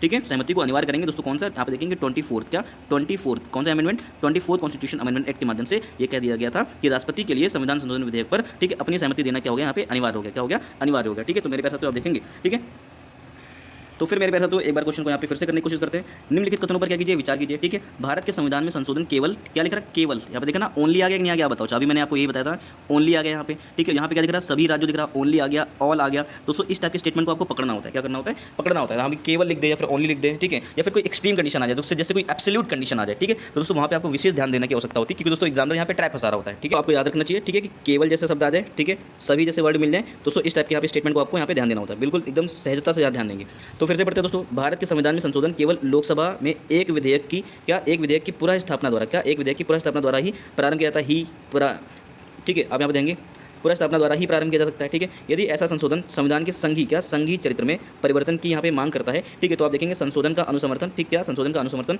भारत के सभी राज्यों के लिए, दोस्तों यहाँ पे देखना सभी नहीं दोस्तों, कितना होना चाहिए, आधे राज्य होना चाहिए, क्या आधे से अधिक राज्य होना चाहिए। ठीक है, विधानमंडल द्वारा क्या हो जाना चाहिए दोस्तों, पारित हो जाना चाहिए। दोस्तों यहाँ पे देखेंगे स्टेटमेंट ना तो 2 सही है ना तो 1 सही है। ठीक है, आई होप दोस्तों आपको यहाँ पे इस क्वेश्चन में काफी चीजें समझ में आई होंगी, काफी चीजें क्लैरिटी आई होंगी। ठीक है, तो मेरे पास तो ये चीज़ मैंने आपको पहले भी करा रखी, कॉन्स्टिट्यूशन अमेंडमेंट के ऊपर मैंने यहाँ पे संविधान संशोधन के ऊपर, ठीक है, विशेष रूप से यहाँ पे एक वीडियो दे रखा है दोस्तों, आपको इसको बिल्कुल करना चाहिए। मैंने यहाँ पे टाइप बता रखे हैं कि कितने प्रकार के संविधान संशोधन होते हैं, किस बिल के ऊपर कैसा रिस्पॉन्ड किया जाता है। ठीक है, कौन सा साधारण बहुमत से पारित हो जाता है, किस दोस्तों बिल के ऊपर विशेष बहुमत से द्वारा किया जाता है। ठीक है, जैसे यहाँ पे आप देख रहे हैं संघीय चरित्र का मामला है, ठीक है दोस्तों, या फिर बेसिस स्ट्रक्चर का मामला है, तो मेरे पास तो आप देखेंगे यहाँ पे विशेष बहुमत से पारित होना चाहिए, फिर ऐसी सारी चीजें हैं। तो मेरे पास तो आई होप आपको यहाँ पे ये सारी चीजें अच्छे से समझ में आई होंगी। तो जल्दी मिलते हैं नेक्स्ट वीडियो में। Thank you so much for watching this video.